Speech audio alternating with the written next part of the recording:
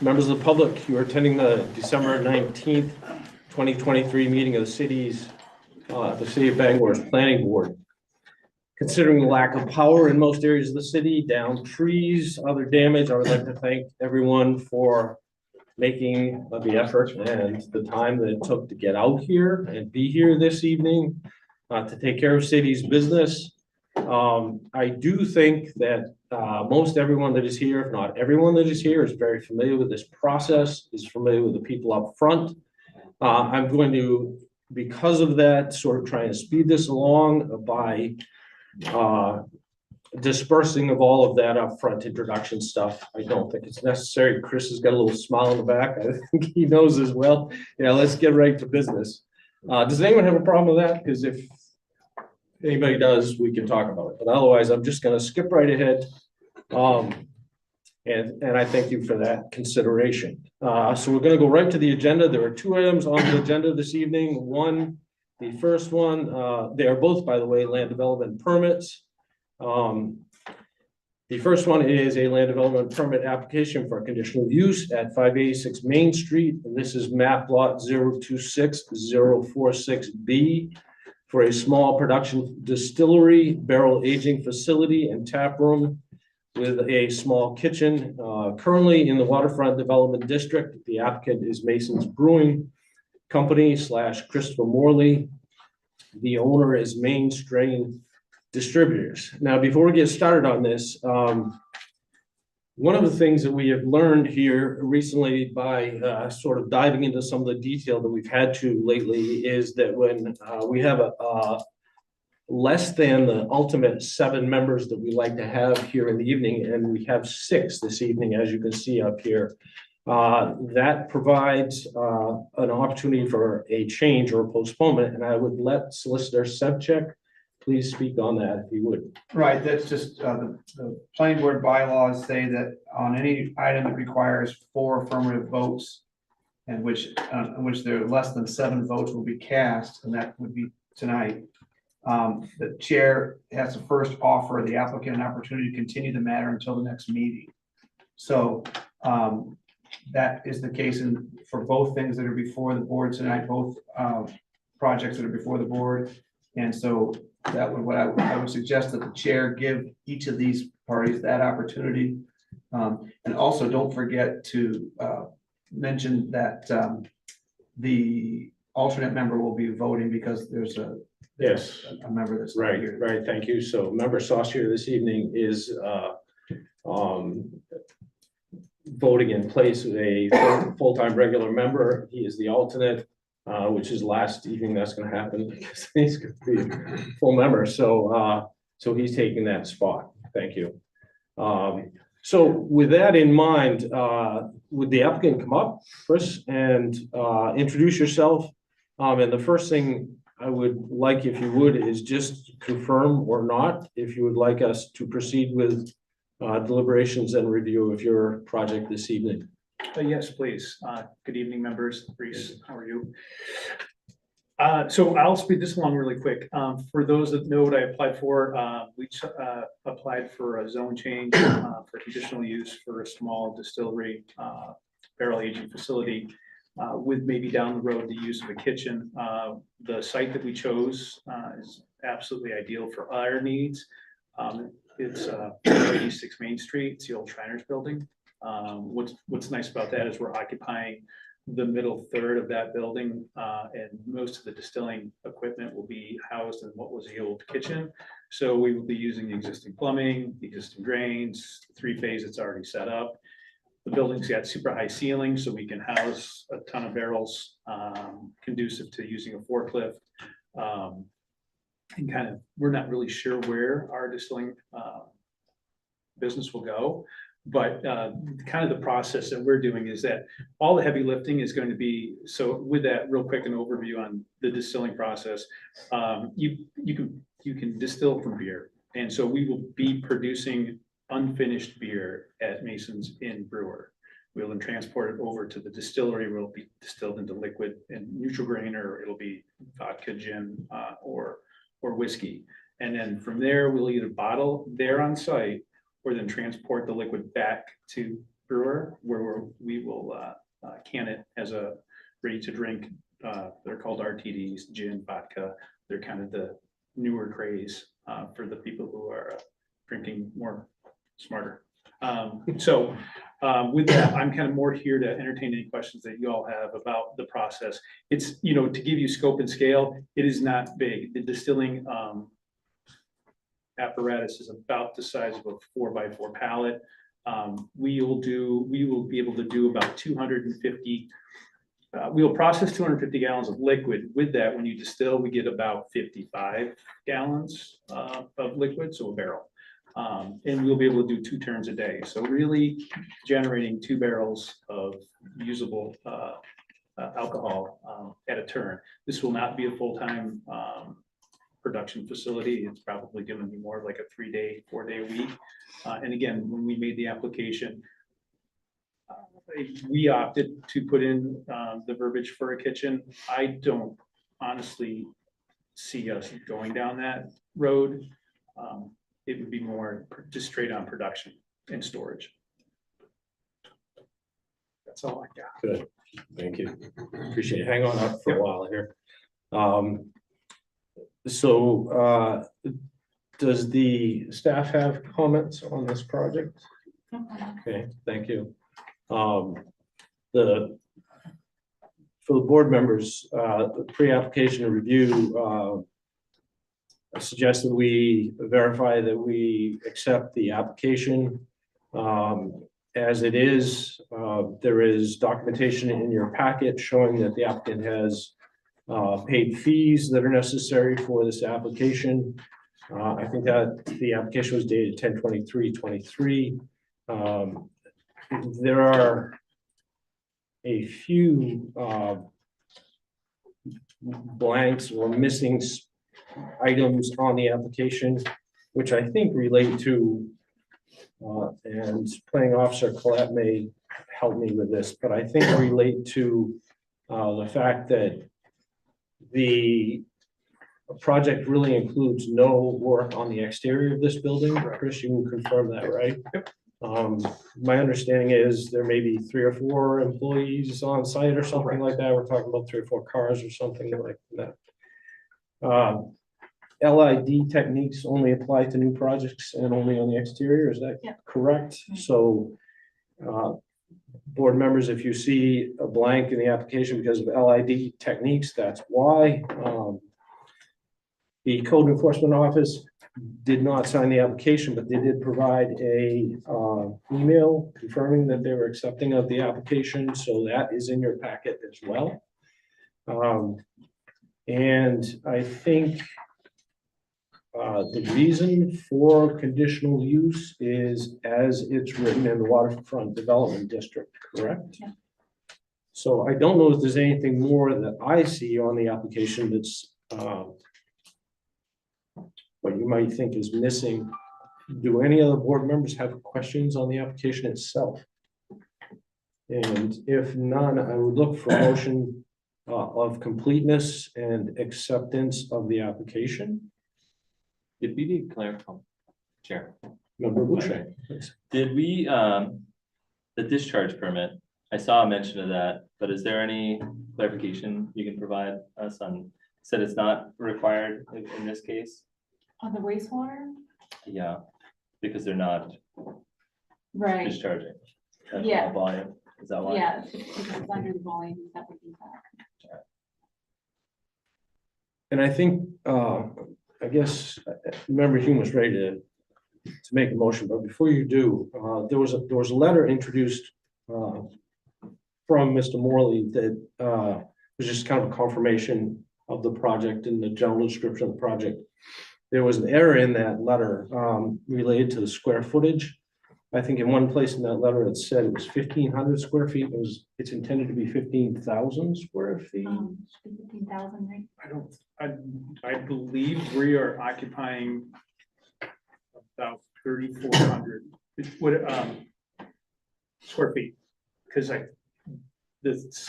the way it's chopped up into thirds, I think it's like 6,000 a run. So it might be in total, that whole building is maybe 15,000. I can, sorry, the confusion, I think, is that the use condition is listed that it has to be under 15,000 square feet. Right. That's just a requirement.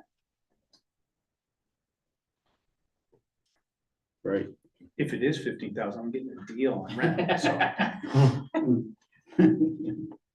That's the whole building's 50, I'm in that building right now. Yeah, let me just read it. I just want to make sure we're not going off track on this Yeah. thing. It says the use shall be limited to less than 1,500 square feet of floor area.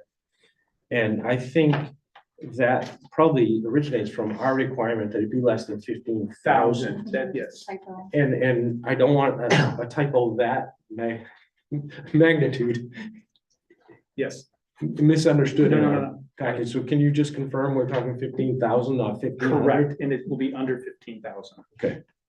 Thank you.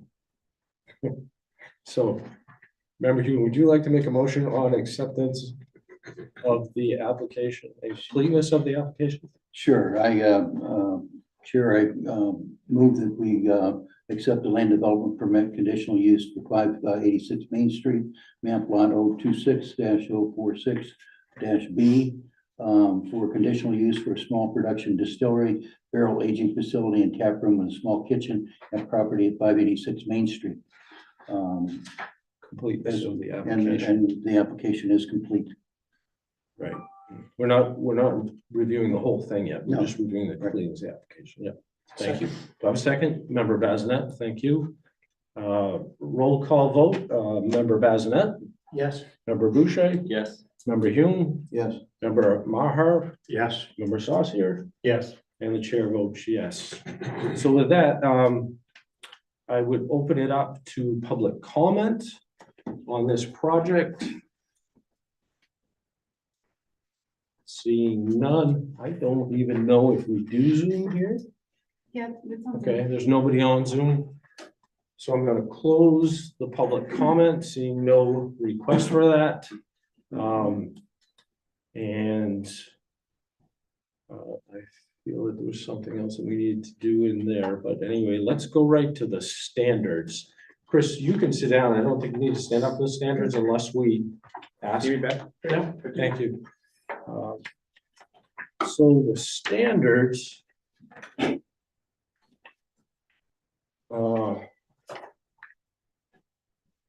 Can be found on page 37 of your packet.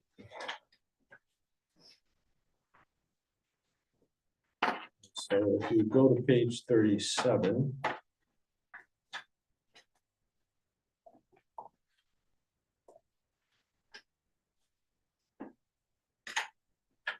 And really down at the bottom, applicable provisions and findings.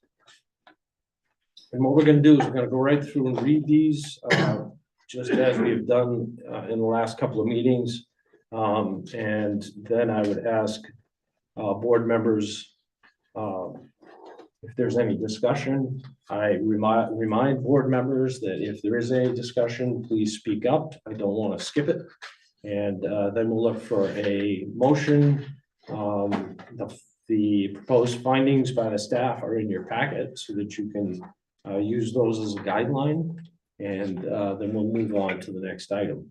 So part one of this project, the project meets the standards for a conditional use as commercial establishments that provide the craftsmen, artisans, and others to craft, prepare, and package and sell their products. Under 165-94 Waterfront Development District, 165-94B, the basic requirements building or land used or occupied in buildings or structures erected, constructed, reconstructed, moved, or structurally altered, whether permitted uses or conditional uses shall comply with the requirements of this section and the regulations of Chapter 71 of the Bangor Center Revitalization Area Ordinance, where applicable Articles 2 through 12 and the specific development standards of Article 19 of this chapter. You can read the findings first and just get what the staff has done to sort of guide us to other parts on this. And I'll be open to any discussion or questions. And again, if none, I would look for motion.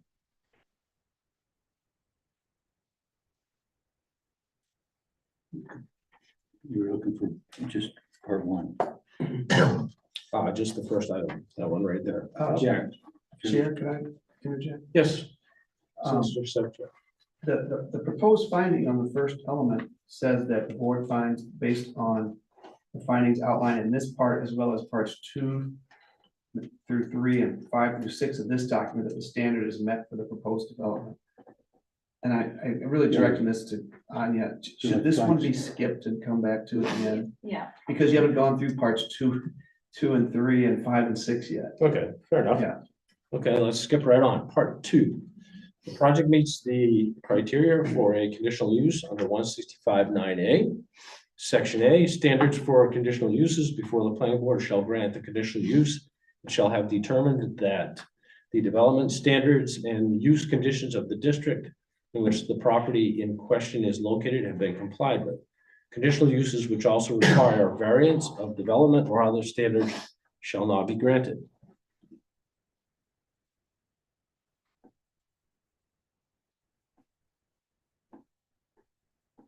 Questions, comments, motion on the findings? Well, we still have to get, don't we have to do 5 and 6 too? Not for 2. We're gonna go right through each one first. all right. We're gonna start with 2 and go through up to 5 and 6, and then come back to 1. It's confusing. It does.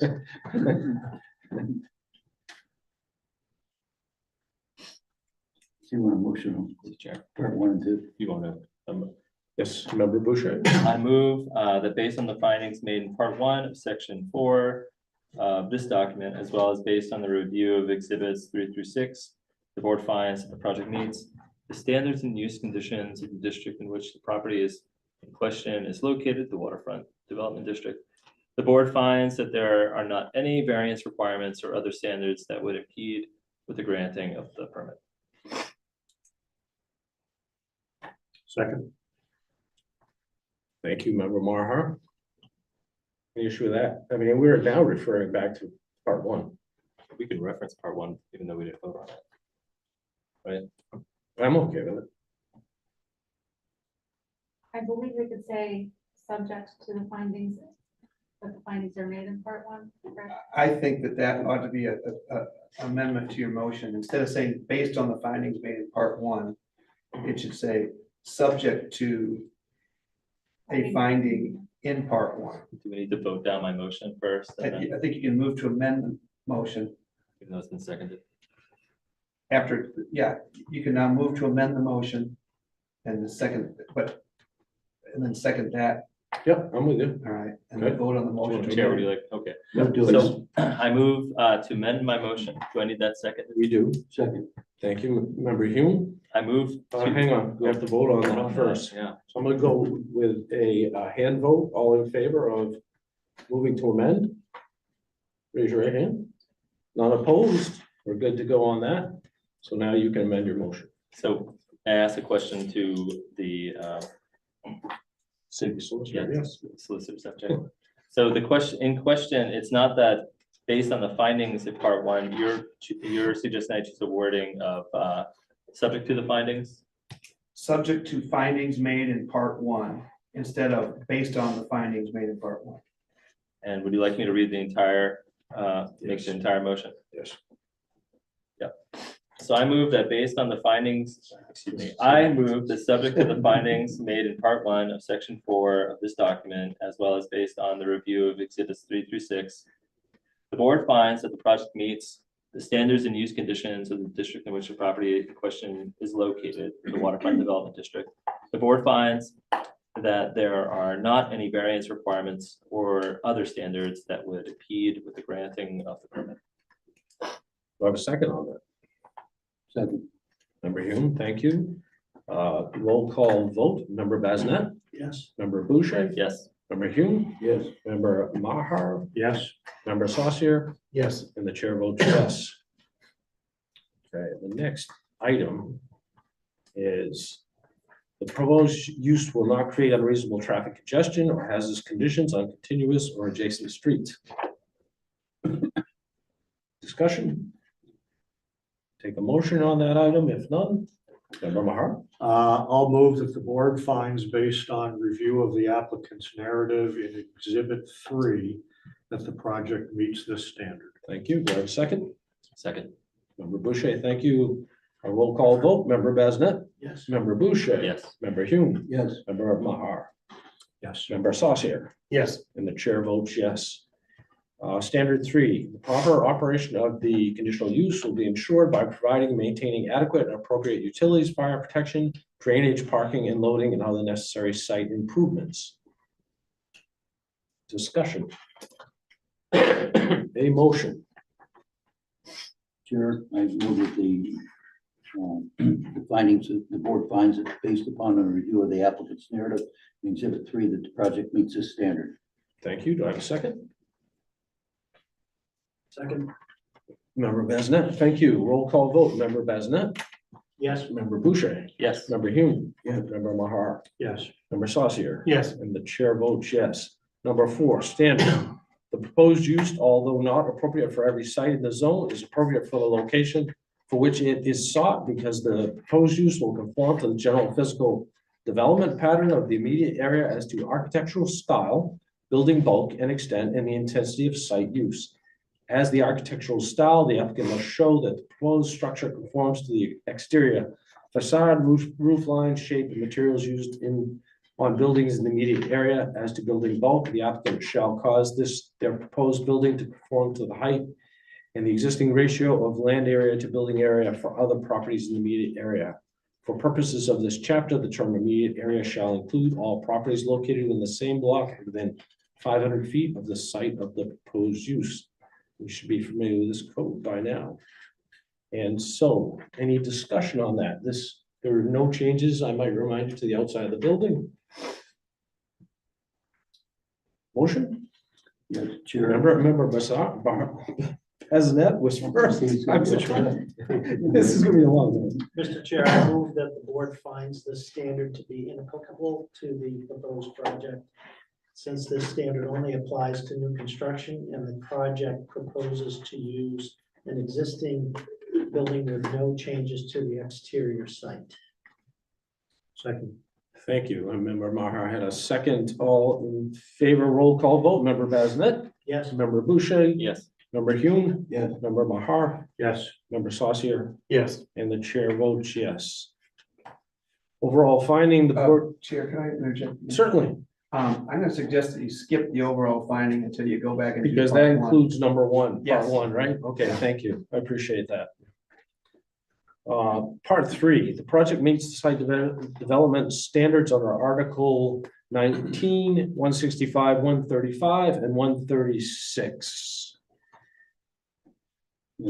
Chair, I move that the board finds this article to be inapplicable to the proposed project, since this article only applies to new construction and the project proposes to use an existing building with no changes to the exterior site.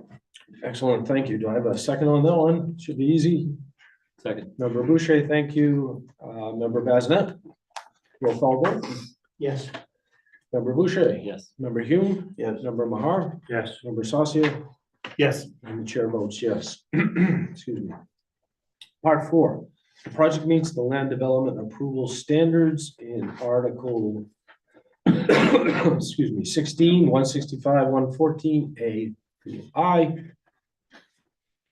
Similar to the last item. Look for motion unless anyone has any questions. Chair, Sorry, Oh. similar to what Dave said for the overall finding. I think you could just leave off the second part of this finding, that you go to approve the land development permit and just say that the standards are inapplicable. forget the findings. So the second part of this finding says that you vote to approve the land development permit. Right, it's got the whole land Yeah. development permit for conditional use in there, which we don't want, so. This one isn't a requirement for 1, so we could skip it until after 1 is. But I think you could, and correct me if I'm wrong, but I think you could just do the first half. That. Just basically say those two standards. Could I are- clarify? Yeah. I think what you're suggesting is that they stop after the word inapplicable. Yeah. Would that be the end of the motion, after the word inapplicable? Okay.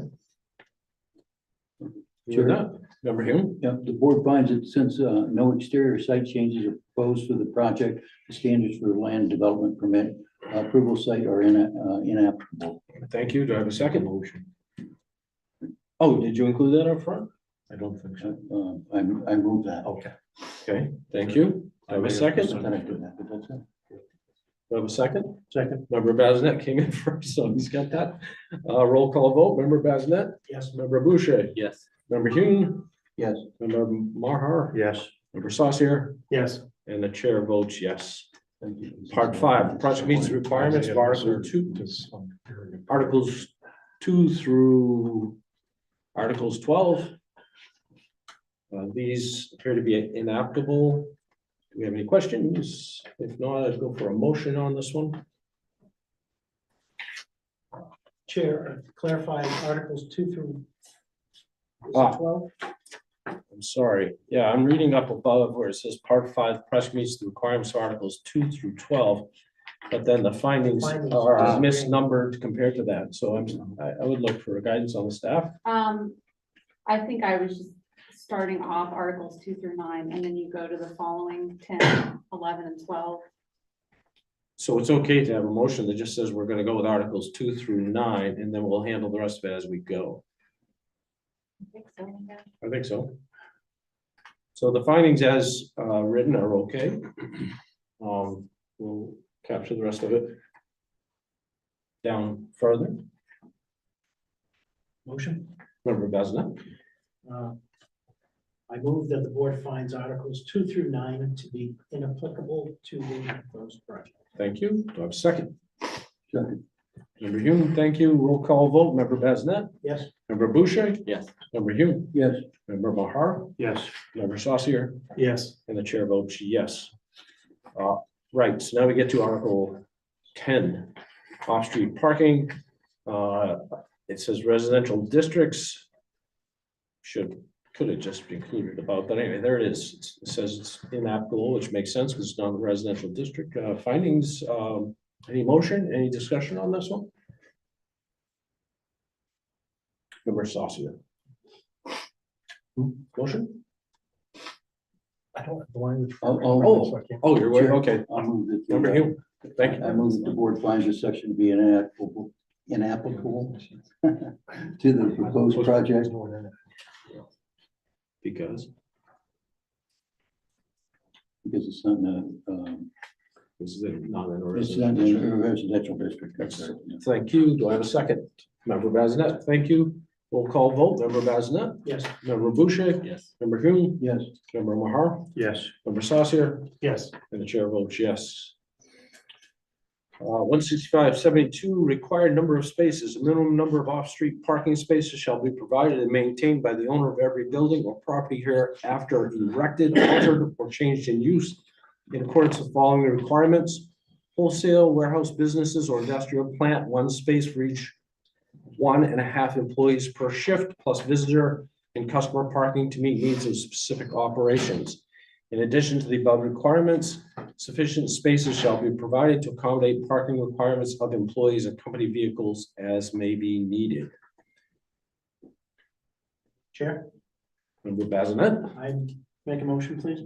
certainly.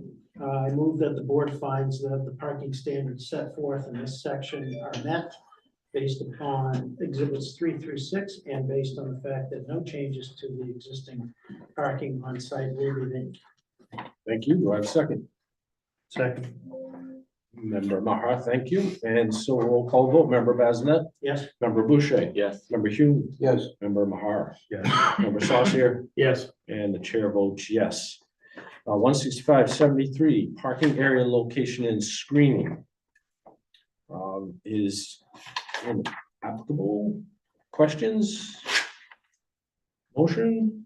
I move that the board finds that this section is inapplicable because there are no proposed changes to the existing parking on site. Thank you. Do I have a second? Member Bazinet, thank you. Roll call vote. Member Bazinet, Yes. member Boucher, Yes. member Hume, yes, member Mahar, Yes, member Saucier, Yes. and the chair votes yes. 165-74, design, construction, and maintenance, very similar to the last item. Chair, Member Bazinet, I move that the board finds that this section is inapplicable because there are no proposed changes to the existing parking on site. thank you. Do I have a second? Second. Member Hume, thank you. Roll call vote. Member Bazinet. Yes. Member Boucher. Yes. Member Hume. Yes. Member Mahar. Yes. Member Saucier. Yes. The chair votes yes. 165-75 parking structures or decks. Should be any question on this one? Have a motion? Chair, Member Bazinet. board finds that this standard to be inapplicable to the proposed development. Thank you. A second. Second. Member Mahar, thank you. Roll call vote. Member Bazinet. Yes. Member Boucher. Yes. Member Hume. Yes. Member Mahar. Yes. Member Saucier. Yes. The chair votes yes. Article 11, off-street parking, 165-76, required loading spaces. A minimum number of off-street loading spaces shall be provided and maintained by the owner of any building here after erected, altered, or changed in use in accordance with following schedule. And the schedule that's applicable here under this table is retail service, wholesale warehouse, industrial, or institutional use with a gross floor area of 1,000 to 2,500, and it says spaces required are 1. Chair, Member Hume, I move that the proposed project would fall under the category of retail service, wholesale warehouse, industrial, or industrial institutional use between 1,000 and 25,000 square feet, and therefore requires one off-street loading space. The board finds, based on the review of exhibits 3 to 6, that this section is met. second. Member Bazinet, thank you. Roll call vote. Member Bazinet, Yes. Member Boucher, Yes. Member Hume, Yes. Member Mahar, Yes. Member Saucier, Yes. and the chair votes yes. 165-77, each off-street loading space comply with the following requirements. Less than 10,000 square feet of building area, 10,000 or more square feet of building area. I'm not sure which it is, but nonetheless, it is in exhibit 6. Chair, Member Bazinet, I move that the board finds, based on review of exhibit 6, that this section is met. second. Second.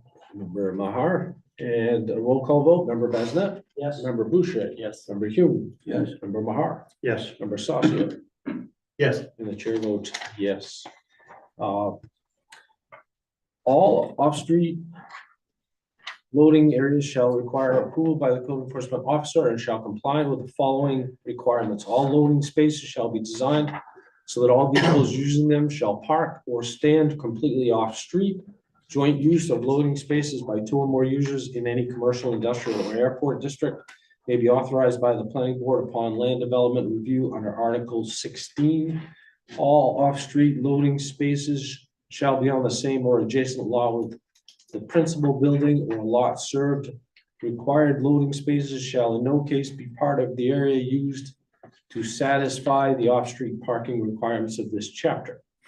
In any residential or commercial district, no off-street loading spaces shall be permitted in a front yard or on the side yard of a building abutting a street, excuse me, except where approved by the planning board by land development approval under Article 16. All outdoor loading areas shall be screened in accordance with the requirements of Article 10, 165-73D of this chapter. I'll make a motion that the board finds that the standards set forth in this section are met based on exhibit 6 and based on the fact that no changes to the exterior site will be made. Do I have a second? Second. Member Bazinet, thank you. Roll call vote. Member Bazinet, Yes. Member Boucher, Yes. Member Hume, Yes. Member Mahar, Yes. Member Saucier, Yes. and the chair votes yes. Utilities service, Article 12, 165-79, utilities required. Any use or development authorized under this chapter shall be provided with the necessary utility services required to support such activity. It shall be the responsibility of the party or parties applying for permits under this chapter to make provisions for such services. Utility services under this article shall include, without being limited to, the following: water, sewage disposal, electricity, fire hydrants, provision for stormwater runoff, lighting, and such other services necessary to comply with state and local codes to fulfill the objectives of this chapter. Chair, Member Besnett. the board finds this section is met based on the narrative in Exhibit 3, which states that existing utilities will be used. You need a motion. Sorry about that. That's okay. I move the board finds this section is met based on the narrative in Exhibit 3, which states that existing utilities will be used. Excellent. Thank you. Do I have a second? Second. Member Hume, thank you. Roll call vote. Member Besnett. Yes. Member Boucher. Yes. Member Hume. Yes. Member Mahar. Yes. Member Saucier. Yes. And the chair votes yes. 165 ADA, water and sewage. Whenever possible, all uses and developments will be provided with water service from the Bangor Water District and connected to the Bangor sewer system. Lots without public sewer facilities, the minimum lot area for any construction requiring on-site waste disposal facilities and not served by a municipal sewer system shall be subject to the requirements of 12 MSRA 4807 as amended and amended 4/23/2019 by ordinance number 19-142 at the time of adoption of code. See Chapter 1, General Provisions. And I don't think that actually applies anyway, Part B. Any comments, questions, or a motion? Chair, Member Hume. I move that the board finds this section to be, is met based on the narrative in Exhibit 3, which states that existing utilities will be used. Second. Excellent. Member Mahar, thank you for the second. Roll call vote. Member Besnett. Yes. Member Boucher. Yes. Member Hume. Yes. Member Mahar. Yes. And Member Saucier. Yes. And the chair votes yes. 16580 and 16580.3 cellular telecommunications towers and equipment. This is easy. Solar array overlay, minor essential service facilities is in essence inapplicable. Motion, Member Mahar.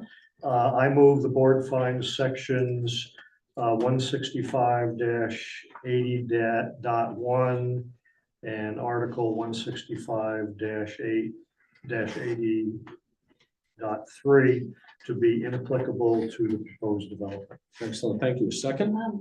Point of clarification, sorry, Yep. that's through, that it includes 165-80.2, the dash. Okay, thank you.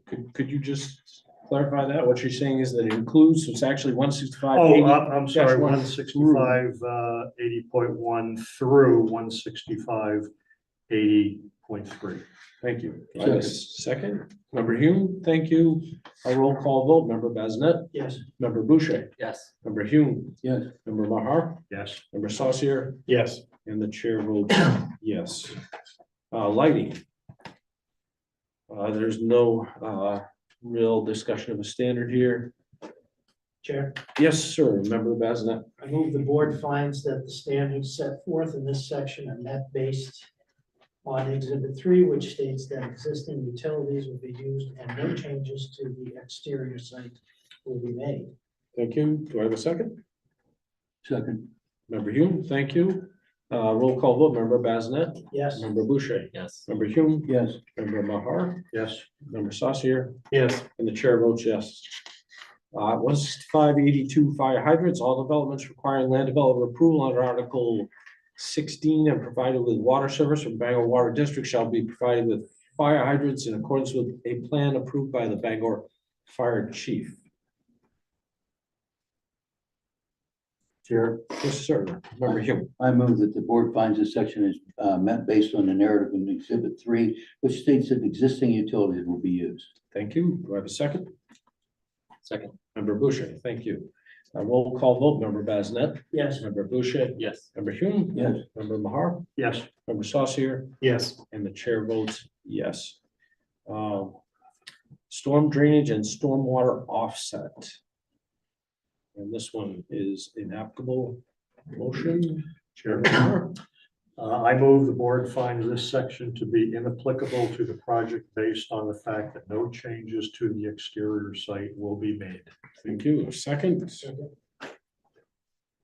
Member Bazinet, thank you. Roll call vote. Member Bazinet, Yes. member Boucher, Yes. member Hume, Yes.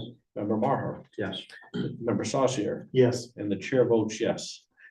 Chair, may I interrupt you? Yes, sir. Did we miss 16583, the electricity one? We did. We did miss it. That's one I did. Okay. Yeah, I We missed it. did. Yeah. All right. I missed I it. thought Thank did too. Yeah. Gets confusing. I thought we just voted on fire hydrants and then we did storm drainage. and then Can we did confirm? electricity. Do you have that? I thought you also skipped electricity, so I think we should do it. Well, let's do it again then. Do it over. I would rather not skip it. I didn't remember. Electricity's kind of important, as we all know right now. Chair, Member Bazinet. 16583, right? Yes, can I read it first? 16583 electricity, all development requiring the land development approval under Article 16 shall include provision for adequate electrical service. I move the board finds this section is met based on the narrative in Exhibit 3, which states that existing utilities will be used. Thank you. Do I have a second? Second. Member Hume, thank you. Roll call vote. Member Bazinet, Yes. member Boucher, Yes. member Hume, Yes. member Marhar, Yes. member Saucier, Yes. and the chair votes yes. We have done 16584. And so now we're going on to 16585. Thank you for catching that, by the way. I hope I was. No, I would rather, even if we end up doing it twice, I would rather make sure we get it done. 16585 sanitary sewage discharge information. Any applicant for a land development permit under this chapter shall, in addition to any stormwater flow information required to demonstrate compliance with 16584A above, must submit detailed information on anticipated type and volume of sanitary flows to be generated by the project on forms available in the code enforcement office. Division. Sorry? Code Enforcement Division. Oh, I'm sorry, code enforcement division. Starting to. put my own words. Yes, sir. Member Bazinet. I move the board finds this section is met based on the narrative in Exhibit 3, which states that existing utilities will be used, and Exhibit 10 containing information from the wastewater treatment plant that there is sufficient sewer capacity for this use. Second. Thank you. And Member Maher, second roll call vote. Member Bazinet, Yes. member Boucher, Yes. member Hume, Yes. member Maher, Yes. member Saucier, Yes. and the chair votes yes.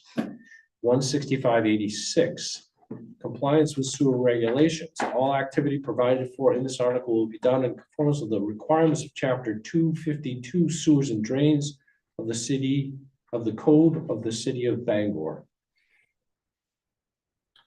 Chair, Yes, sir. Member I move the Maher. board finds this section to be met based on the narrative in Exhibit 3, which states that existing utilities will be used. Thank you. Do I have a second? Member Bazinet, thank you. Roll call vote. Member Bazinet, Yes. member Boucher, Yes. member Hume, Yes. member Maher, Yes. member Saucier, Yes. and the chair votes yes. All right. Part 6, which is the requirements of chapter 71 Bangor Center Revitalization Area. Bangor Center Revitalization Area appears to be inapplicable because this is not located within that, so I believe we need to have a motion to that effect. Chair, Yes, sir. Member Hume. I move that the board finds this chapter to be inapplicable to the proposed development since the subject property is not located within the city center revitalization area. Thank you. Do I have a second? Second. Member Maher. Roll call vote. Member Bazinet. Yes. Member Boucher. Yes. Member Hume. Yes. Member Maher. Yes. Member Saucier. Yes. And the chair votes yes. All right. We have gotten through parts 2 through 6. And so I believe we need to go back to parts 1. Thank you.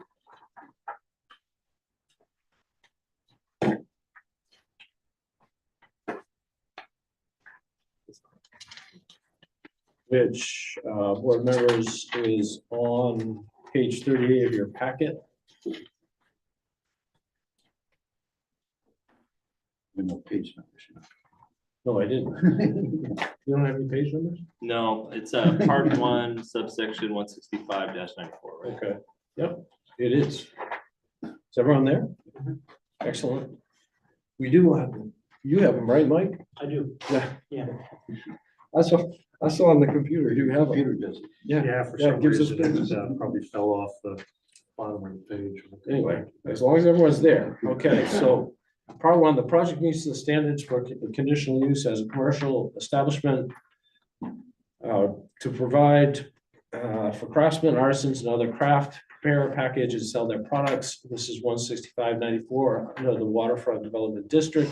165-94B, basic requirements, the buildings or land used or occupied, and buildings or structure erected, constructed, reconstructed, moved, or structurally altered, whether permitted uses or conditional uses, shall comply with the requirements of this section, the regulations of chapter 71, the Bangor Center Revitalization Area Ordinance, where applicable, and it is not applicable, we just voted that. Articles 2 through 12, and the specific development standards of Article 19 of this chapter. Kind of went over before, but then we went beyond that. We skipped this part before, as you recall. Yeah, Chair. Member Hume, I move that the board finds, based on the findings outlined in this part one, as well as parts 2 and 3, parts 5 and 6 of this document, that the standard is met for the proposed development. thank you. Second, And member Bazinet, a second roll call vote. Member Bazinet, yes. member Boucher. Yes. Member Hume, Yes, member Marhar, Yes, member Saucier, Yes. and the chair votes yes. 165-94D, conditional uses.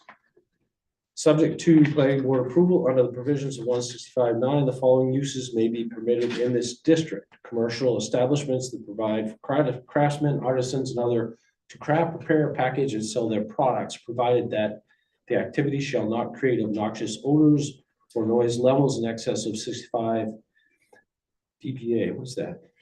doing decibels, business as. Decibels? decibels. yeah. Thank you. Daytime, 7 AM to 7 PM, or 50 decibels nighttime measured at the property line. The use shall be limited to 15,000 square feet in floor area, which is what we talked about. So this was all in Chris's letter, as you recall, when we talked about this earlier. Do I have any discussion or motion? Member Maher? Yes, I move, as outlined in part 2, the board finds that the applicant has met the standards for conditional use. The board also finds, based on review of the applicant's narrative in Exhibit 3, that the project meets the requirements for commercial establishments that provide for craftsmen, artisans, and others to craft, prepare, package, and sell their products in the Waterfront Development District. Excellent. Thank you. Do I have a second?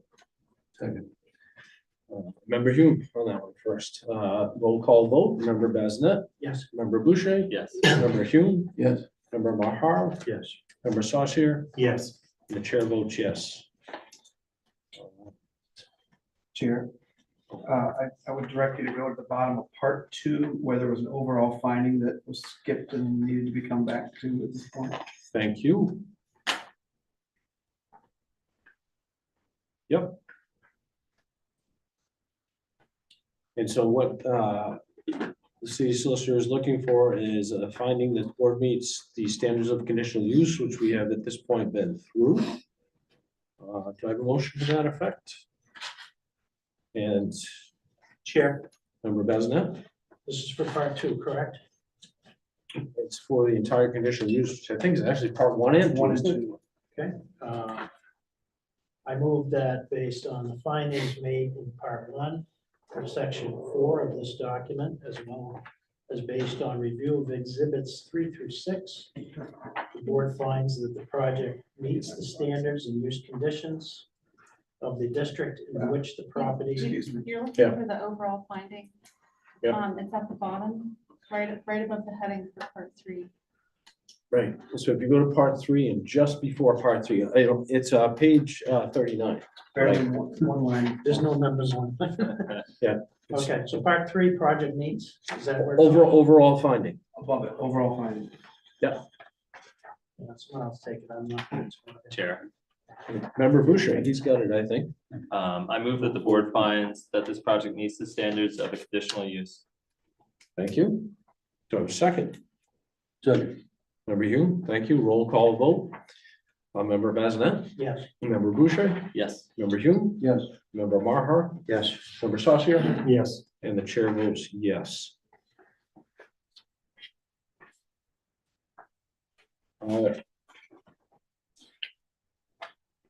Is there any other, You just had a vote on. just a final approving the vote permit. on the entire What project? about part four? I'm sorry, Chair, for interrupting. What about part four? We only did half of it on part four. Remember, we just read up to the part where it said is applicable.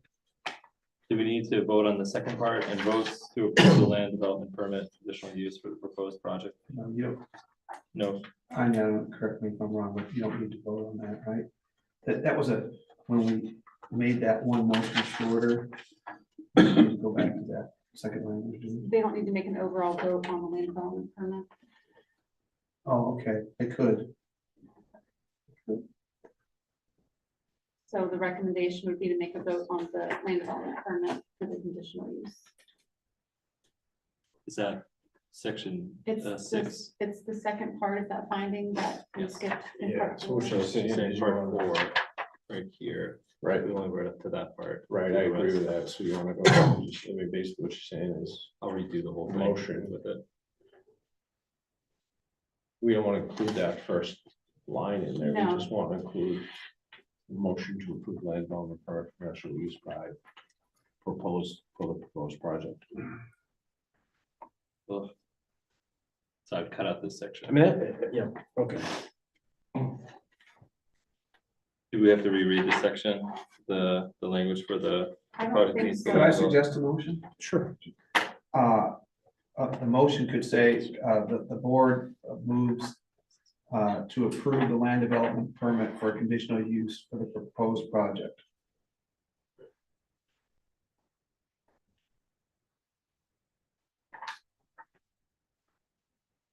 Yeah, it's in essence that last line. yeah. Yeah, thank you. So not the board finds, just the board moves. Right, to approve. Isn't it item 6, decision that we're voting on now? Not quite. Not quite, Right after this. Oh, okay. because we skipped that portion of Mhm. line of. Yeah, I know, the decision seems to be virtually identical. to I think that. so too, actually, but nonetheless, But, for okay, the sake of covering all our bases here, let's just do it. I'll make a motion that for the planning board to approve the land development permit for conditional use for the proposed project. Thank you. Do I have a second? Second, Member Bazinet, thank you. Roll call vote on this. Member Bazinet, yes. member Boucher, Yes. member Hume, Yes. member Marhar, Yes. member Saucier, Yes. and the chair votes yes. Do we now need to do the Yeah. final? The decision there at the end is just like a summary section, so you've made your decision with that vote. And it would be right there where the decision is, right? Yeah, so the decision is just clarifying Mhm. that you made that vote. And so we should move on that as well. It makes. I don't think think so, that yeah. you No, I need mean, we to, kind of you just said need it, It's to- haven't we? exactly the same. We sort of said it. I don't think there needs to be two. I don't need it. Okay. Thank you. All right. You want a motion for that decision? No, we don't need a motion for the decision. So we've approved the project. We have approved the project. There's nothing else on this project that we need to take care of. Chris, you're all set. We have approved the project. Your next stop will be the code enforcement office, I think, and if you have any questions, contact the planning department. Thank you. Good to see you.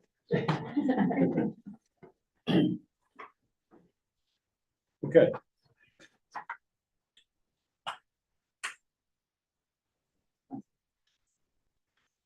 Give me just a moment, folks.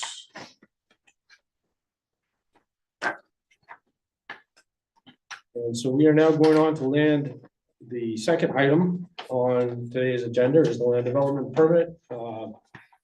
Major site development, preliminary major subdivision and conditional use.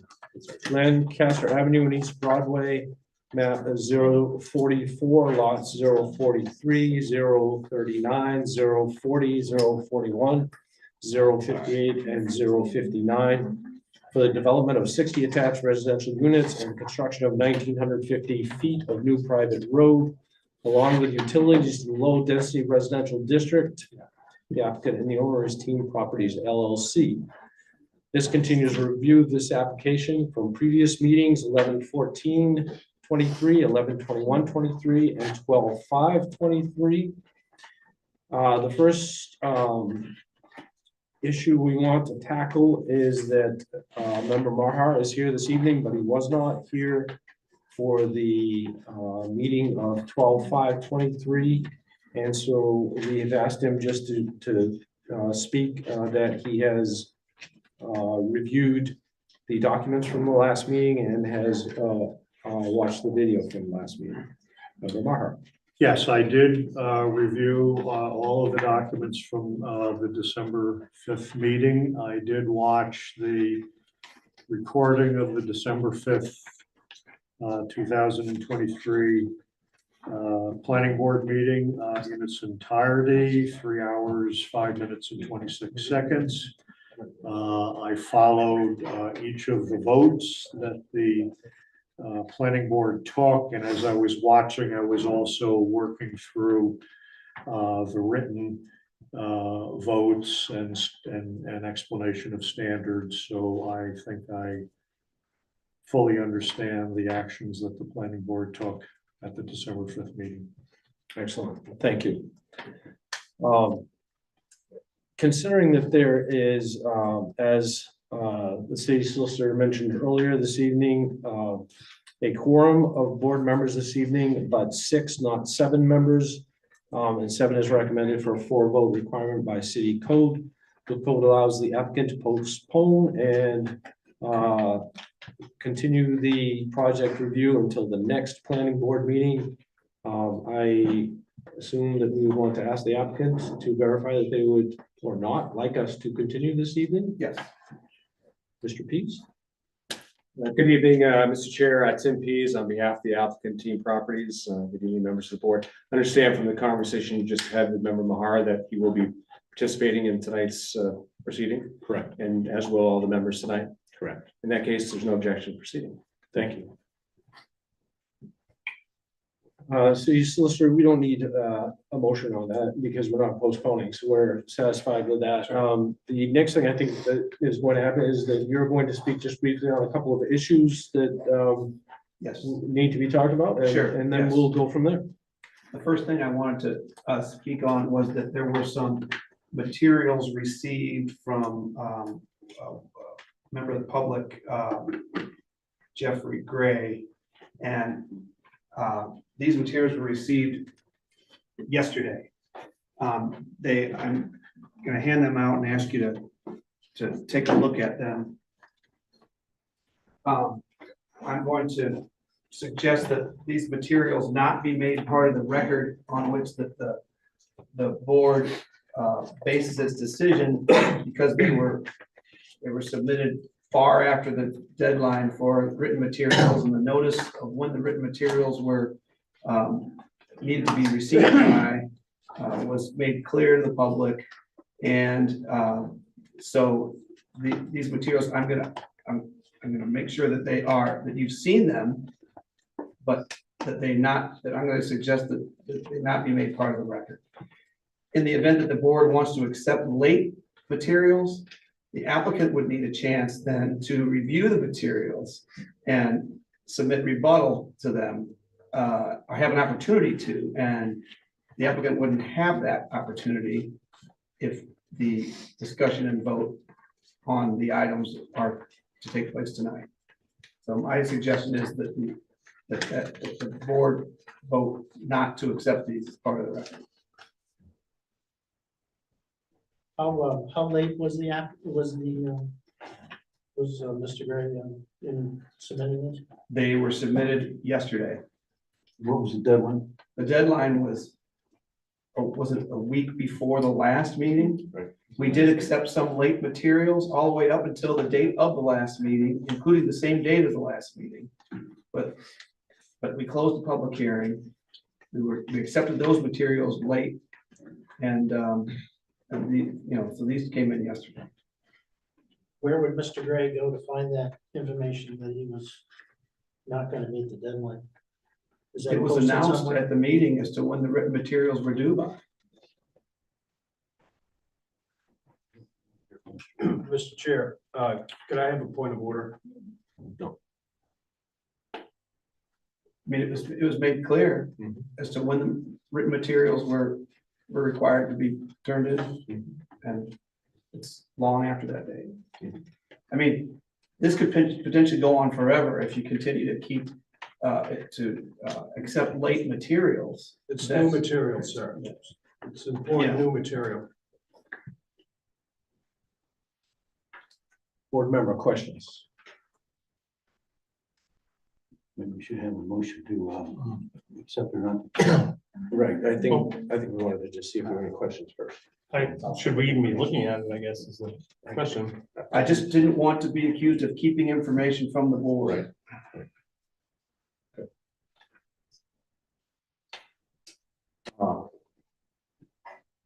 I would like a motion, unless there are any further questions to ask of city solicitor. Chair, Member I Hill. move that we not accept late material, any more late material. We've been working this for 2 years. Thank you. Do I have a second? Second. Member Saucier? Okay. Roll call vote, member Bazinet, No, member Boucher, I just want a second to think it out.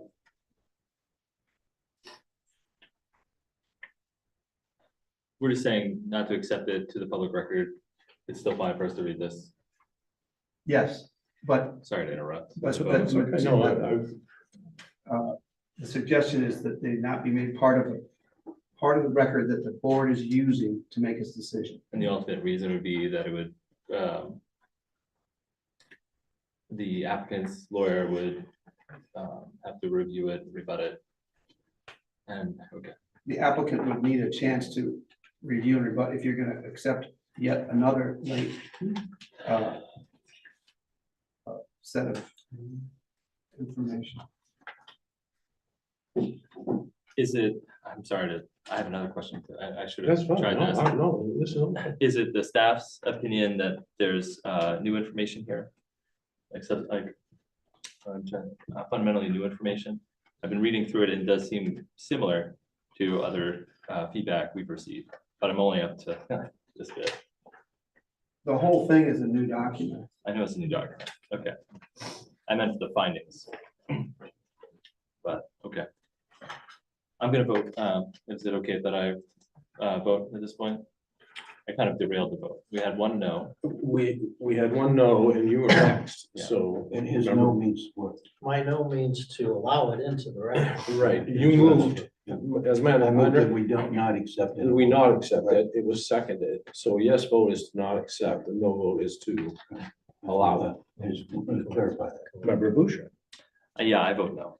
I mean, I vote yes, I'm sorry. I vote that we do not accept it. So a yes vote to the motion. Member Hume, Yes. member Maher, Yes. member Saucier, Yes. and the chair votes yes, so we do not accept this information. As part of the record. Correct. Take a minute to read that. No, actually, You could I mean, you can later. turn those in now I to the planning officer. Really read it. Solicitor, subject, you want these back now? Yes. Welcome back. Yeah, because it's not But part you- of the record. They're gonna be recorded but not made part of the official record. Uh-huh. Okay, And somebody be free to look at it after. Just so long as the board's not reviewing that information as part of their deliberations. I'm gonna hand out another. Chair, I asked. Yeah, thank you. Hold up, folks. We need to respect the meeting. If you can't, then you need to leave. You guys need to respect the truth. Yeah. since the time. Okay. Why did all the Any- none of them? I mean, Folks, anything we say, please. oh, I'll leave, don't worry, I wanna be out of here anyway. Okay, thank You you. guys think you know everything, you don't know a friggin' thing. Nothing, you people know. Good night. Stupid idiots. I'll bring up another document that was received on, it was received yesterday. I'm telling It you, was from the attorney, from the opponents of the project, who, that there is pending litigation on, okay? This attorney talks about two issues in this letter. I'm gonna hand this out, and I'm gonna suggest that if the board has any questions about this letter, that a motion be made to go into executive session to ask if they want to consult the attorney, the city attorney, regarding questions about this letter, that they make a motion to go into executive session and ask the questions in executive session. If there aren't any questions, I'm going to, this attorney requests that this be made part of the record, but this is also late. And so I'm going to hand this around to the board.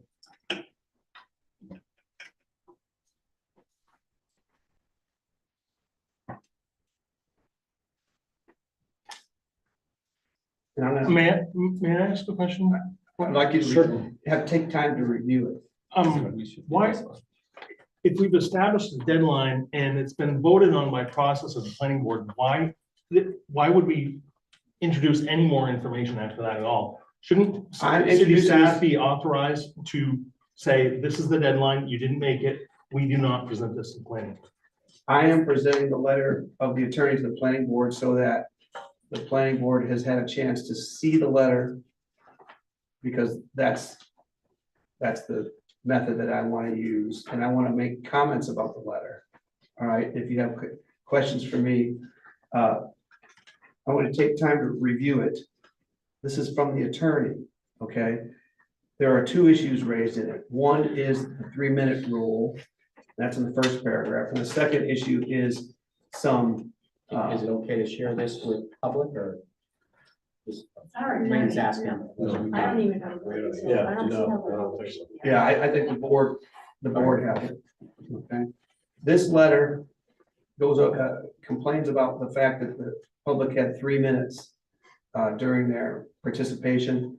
It also complains about some rain event that occurred on December 11th and some overflow that occurred as a result of that. The 3-minute limitation on the public was instituted by the chair, which the chair is entitled to do. In my opinion, it was reasonable limitation on the proceedings. And I would not suggest that that 3-minute be changed. In fact, after written materials were submitted, the attorney complains that there were some members of the public that didn't do their PowerPoint presentation. They were given time to do the PowerPoint presentation. They chose not to, but they did speak on it. They did submit written materials that included the PowerPoint slides, and they were given the opportunity to submit their annotations to that. And one of them did submit the annotations to that. And others submitted other written materials. So the chair has the ability to put limitations when there are a large number of people that are involved in terms of a public hearing. The chair did so, and so my recommendation is going to be that the board not reopen the public hearing to give them additional time. With respect to the second issue, I'm going to let the city engineer speak on the event that occurred, which is a code enforcement issue and doesn't need to be part of the board's deliberations. So I'm going to let John Terrio, Chair, if it'd be all right for John Terrio to speak briefly on the second issue raised by the attorney. Certainly, I would, as I think I emphasized previously, just using care that we don't, that it's clear what is code enforcement responsibility, what is planning board responsibility. So, you guys are aware of the site. They have a wet pond that they're currently using as a sediment pond closest to East Broadway. With the project shut down and winter shut down, you know, the applicant or the developer has been asked to stabilize the site and eventually do some work to that pond. So they've been spending their time grading the site so that the majority of the water goes to this pond. This pond is not the final product. It's basically a sediment basin. It's been used all summer long. For the most part, I think it's worked well all summer long. We haven't had any issues that I'm aware of with it. So on December 11th, we had 2.5 inches of rain with snow melt. I actually went out there that morning to take a look at the pond. There was no formal outlet to the pond. And part of the closeout or stabilization, erosion control that was provided by Scott was, you know, provide an outlet to that pond for the shutdown. I don't know, I suspect it hadn't got there yet. I mean, the stabilization site has gone slower than I would like, but it's getting there. So anyhow, with that amount of rain and snow melt, when I drove by at probably 9 o'clock in the morning on Monday, the pond had about, I don't know, probably that much free water. Somewhere around noontime, I think it was, the pond must have elevated high enough to breach the top of that pond, and that caused the berm at the top of the pond to fail, causing a release of water, dirty water. It made its way down to the interstate ditch line, made its way down to the DOT work that's being done on the ramp there.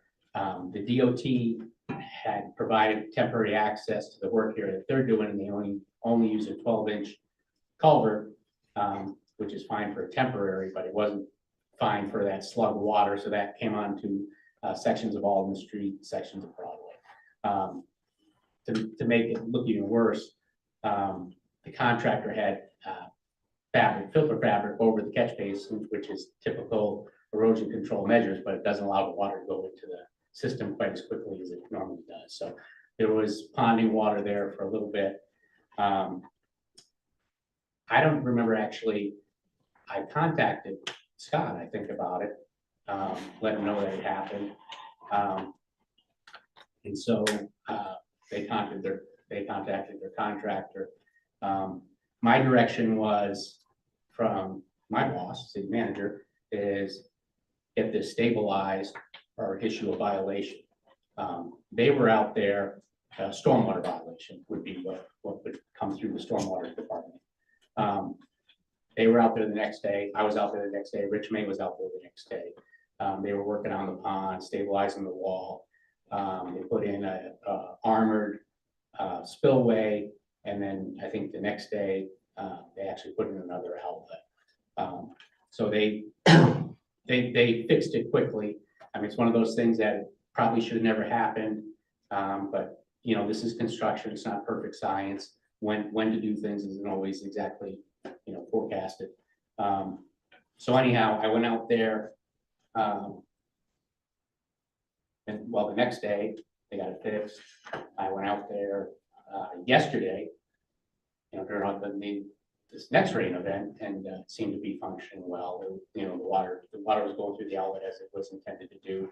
No massive flows. So I think the pond's in good shape for the winter.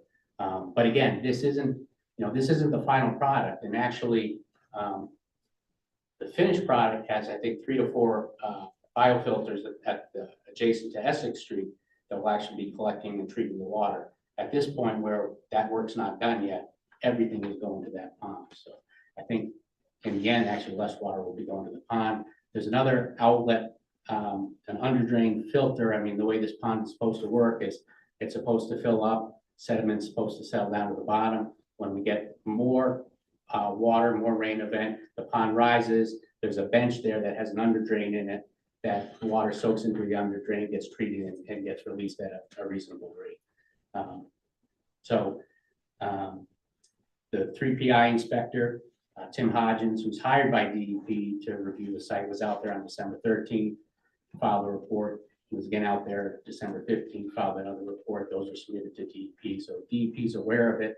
They haven't gotten back to me with any, well, they haven't got back to me at all about it. So I'm thinking the site's stabilized and it should be okay. There's still some locations out there that I want to see more hay put out.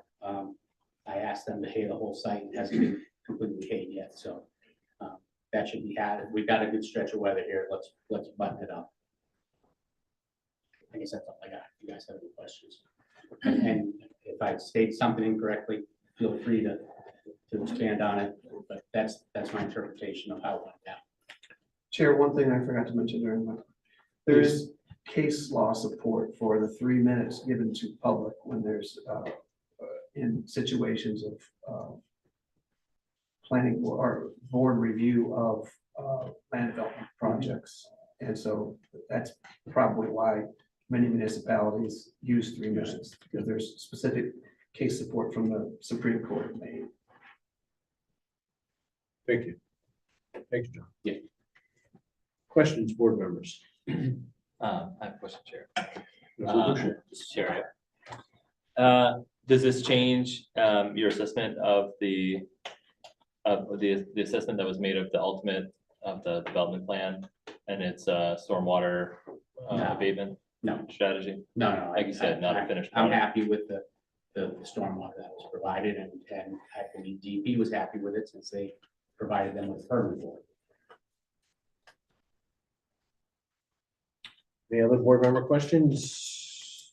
Chair, Member Besna? question regarding the 3-minute, and the opposition's inability to present their PowerPoints. At some point, I remember Mr. Gray stating that unequivocally, he said that they would be given time to present.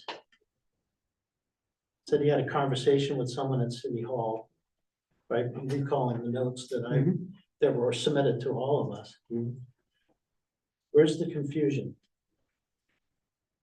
Did Right. the conversation happen because he feel, in reading his notes from that evening's presentation, lack of presentation, but his notes that he stated, Mhm. there was a disconnect there somewhere. Did someone in planning say he would have the ability to make the presentation and then there was not? Mhm. I mean, I kind of need clarification on Can I that. add something to this? I have a little more recollection of it.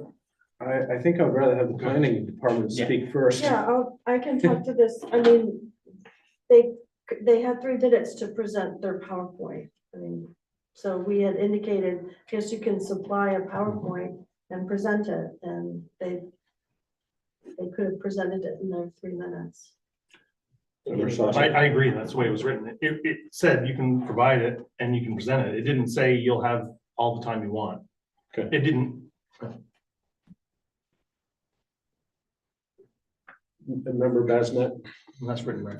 I'm just trying to be clear. I think Yeah. the assumption that if a PowerPoint presentation could be made in 3 minutes is unreasonable, Mhm. unless the presentation itself is 1 line, but Mhm. that's my opinion. Good. But you've got your questions answered, I think, I, as best as we can. as best as we can. Member Maher? Well, I believe we, as the planning board members, received those PowerPoint presentations by email. Mhm. And I reviewed them. Member Hugh? Yeah, okay. Not only was there 1, but there were 3 PowerPoint presentations. And they were all submitted. I believe that's correct. Yeah. I think we could talk about this a lot. I don't, unless anyone else has any more comment, I mean, I could expound on this greatly. I don't know that it would do any different or change anything. Do we don't need a motion on this, or do we need a motion on receiving this letter in or not? No motion needed unless We want to admit it, or unless we want to go to executive session. Executive session, yeah. Yeah, we should, I am not hearing that right now. Well, you did do a motion on the other document, didn't you? We did. You will not accept it into the record. Right. And you could do the I- same type of motion. I think the with respect to motion this. was we This is- wouldn't- This is late. Right. But I think the motion was we weren't taking any more information. Right. So I think we Late covered information. Yeah. both of these documents with that first motion. Well, this document wasn't in front of you. Okay, so you'd rather do it again? Yeah. Okay, fine. Actually, Member Saucier. the point he's bringing is that the developer had essentially unlimited time to present. And the public had 3 minutes each. Is that part of the precedent that's, There's a Supreme Court case. Yeah, that- Where a specific objection was made that the public only had 3 minutes each. And the Supreme Court held that 3 minutes was adequate. And that's the case law that would be used in support of that 3 minutes. That's probably why people are using 3 minutes, because of that case. It's not a new case. The other thing is there was a second bite at the apple that the public had after they submitted their written materials. They had another 3 minutes, and then to talk about the new materials, which would have been the PowerPoint annotations. Correct. So they would have had another, and they took those 3 minutes, both 3 minutes, so. Right, to make the point of solicitor subject, it wasn't just 3 minutes, it was actually 6 minutes, because there were 2 opportunities for that. The other thing I would say, just to add on to that, is that Robert's Rules of Order, which is generally how we, how we handle our meetings, the guide to handle our meetings, also says that it is very standard to limit public debate to a certain time period, and 3 minutes is a common time period that is chosen. So with that all in mind, unless there's more discussion that you'd like, I would like a motion on. Chair? Yes, I'd make the Member motion that Hume. we not accept this late submission Mhm. into the record. So a second by Member Maher. Roll call vote, Member Bazinet, no, Member Boucher, Yes. Member Hume, Yes. Member Maher, Yes. Member Saucier, yes. and the chair votes yes. All right, We're gonna turn. Then I have Oh, yes. we are. please, member. So- City Solicitor. What you all should have in front of you is our proposed findings that were, the original draft was submitted by the applicant. There was review and edits made by the planning department. So now you have the proposed findings as the planning department made the proposed revisions. And this is, there are a lot of standards here, and they have, and the applicant had submitted parts 1 through 6 originally. If you may recall, when we did the major subdivision preliminary plat review, we reviewed part 2 first, and then went to part 1. And planning department recommends, and so do I, that this review be conducted in a way that we review part 5 first, instead of parts, 1 and 2 are already over with in the preliminary plat review. So we got 3 through 6, but then the planning department added part 7 as well. But I'm gonna suggest that, as the planning department does as well, that we review part 5 first, followed by part 6, except for the overall finding at the end, which I'd suggest you skip over. Then proceed to part 7, and then go back to part 3 and part 4. And then the last thing would be the overall finding at the end of part 6. So I apologize for the mix up, but it's not really a mix up. It's just our recommended choice for your efficient review of the proposed findings, your efficient review and vote on the proposed findings. And I think that covers the issues that I wanted to talk about. Any Questions before we get started on the standards from board members? Just kind of a pause before we get going. I mean, we are going to start what Solicitor Subcheck is saying is we're gonna start from what I see as not page 68. It's part 5. And in my package, I have it labeled as page 25, I'm not sure. Yeah, and it does on the bottom of the page, it actually, in this case, shows page 25. So it's page 68 of the entire packet, Oh, but it's okay. page 25 of the Of the findings. And Yeah, there we go. Chair, could I add one more thing? Yes, sir. There's also a suggestion that on the last finding of part 3, that there's a recommended change to the first sentence that is set forth in an email. Yeah, there were a couple of changes that Anya had sent out. Could you just address those when we get there? That might be easier. Please stop us if we don't. Yeah, that's why I've put them on mine, and so I will try and catch those if they happen and I hear them wrong.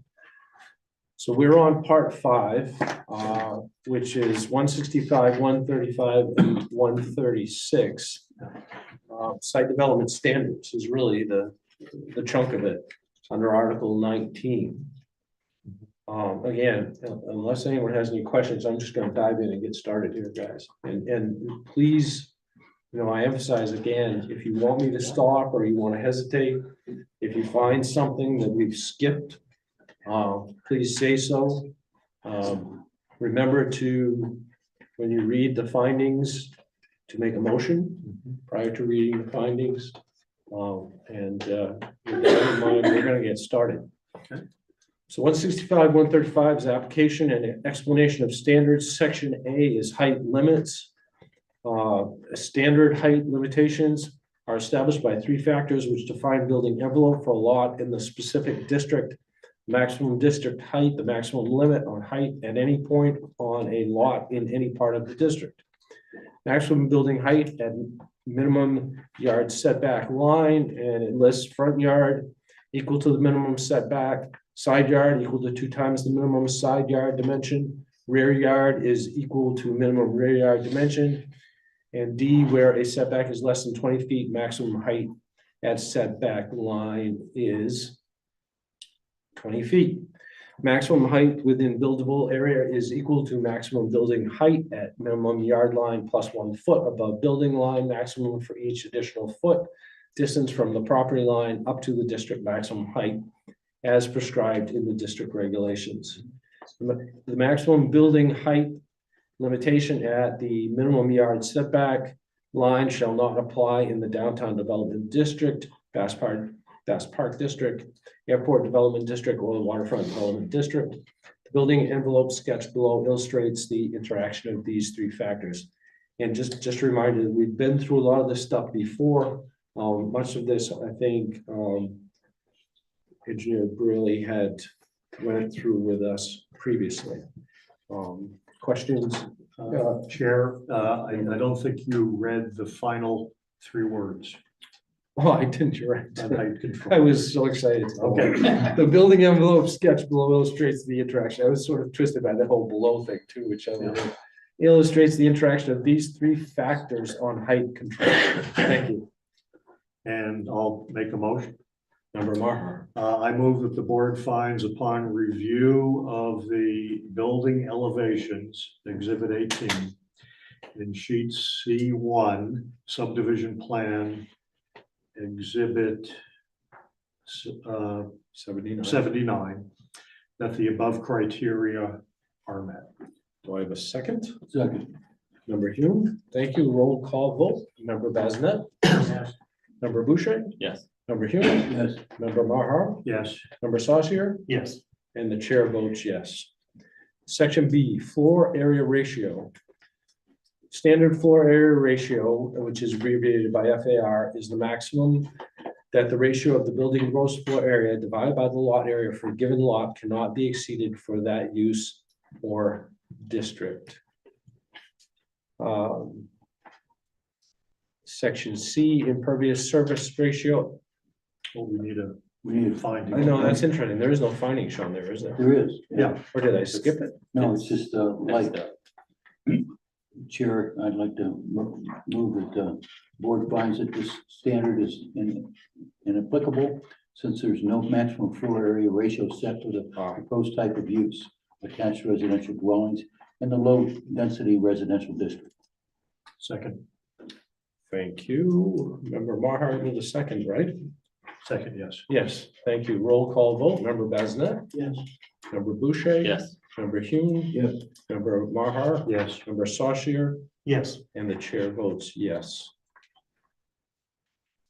All right, section C, impervious surface ratio, which is abbreviated as ISR. The standard says the impervious surface ratio is the maximum percent of surface area of a lot or site which is not to be loamed, reseeded, or revegetated after construction of site development project.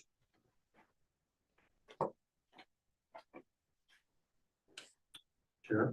Member Maher? I move that the board finds upon review of sheet C1 subdivision plan exhibit 79 that the impervious surface ratio for the proposed development meets the standard above. Thank you. Do I have a second? Second. Member Hume, thank you. Roll call vote. Member Bazinet? Yes. Member Boucher? Yes. Member Hume? Yes. Member Maher? Yes. Member Saucier? Yes. And the chair votes yes. Section D, buffer yard. Standard, a buffer yard is a designated area along the rear and side yards of a site development which is to be planted and landscaped in a certain manner or alternative manners to lessen the impact of one site development upon another. The buffer yard requirements are shown in 100-foot long units. Lots with a yard or less, I think that should say, correct? Well, okay, I'm sorry, lots with a yard of less than 100 feet in length will be required to provide buffer yard elements in proportion to the 100-year foot requirements indicated below. All fractions of trees or shrubs will be considered whole plants. There are 5 different types of buffer yards which may be required under Article 14, buffer yards A, B, C, D, and E as defined by the illustrations which follow. Minimum standards for buffer yard trees and shrubs. All plants in prescribed buffer yards will meet the following minimum standards. Trees and shrubs, trees be A, evergreen, minimum height 4 feet, B, deciduous, minimum caliper of 1.5 inches, measured 6 inches from the root ball. Number 2, shrubs, A, evergreen, minimum height 18 inches, deciduous, minimum height 24 inches. B, a minimum of 50% of the required shrubs shall be of an evergreen variety. Buffer yards less than 20 feet in width should consider ornamental or understory trees where space is limited. Street trees are recommended where a public esplanade is available. And there's a chart that is below that showing dimensions. Plant spacing. The chart is for plant plant spacing. Sure. Sure. I don't know how to do that. Yeah, don't plant them too close. And I'm gonna skip that chart and go right to item B, which is grouped planting beds are encouraged, but plant materials should not leave an unscreened opening greater than 25 feet when measured at tree canopies at 50% of full growth. Number 3, substitutions. A, existing vegetation may be preserved and maintained to meet the applicable buffer yard, provided the vegetation is of a type and variety to mix the mix of plants for specific buffer yards. Applicants may also enhance existing vegetation to meet the range of types required in specific buffer yards. B, parking lot buffers may substitute a landscape berm for 6 shrubs, provided that the berm is a minimum of 3 feet higher than the elevation of a adjacent parking lot being buffered. C, transition yard buffers may substitute a minimum 6-foot opaque fence for 8 shrubs. D, landscape boulders that are a minimum of 48 inches tall by 48 inches wide may be substituted for up to 50% of the required shrubs. E, a minimum 3-foot stone or masonry wall may be substituted for 10 shrubs. And so we now have findings below that. Any questions or a motion, member Maher? Yes, I move that the board finds upon review of the final site plan set, Exhibit 79, and the response from the engineers of Plymouth Engineering dated November 16th, 2023, that would be Exhibit 57, that the standards above are met. The board finds that the minimum standards have been met for the buffer yard requirements of this section. Thank you. Do I have a second? Second. Member Hume, thank you. Roll call vote. Member Bazinet? Yes. Member Boucher? Yes. Member Hume? Yes. Member Maher? Yes. Member Saucier? Yes. And the chair votes yes.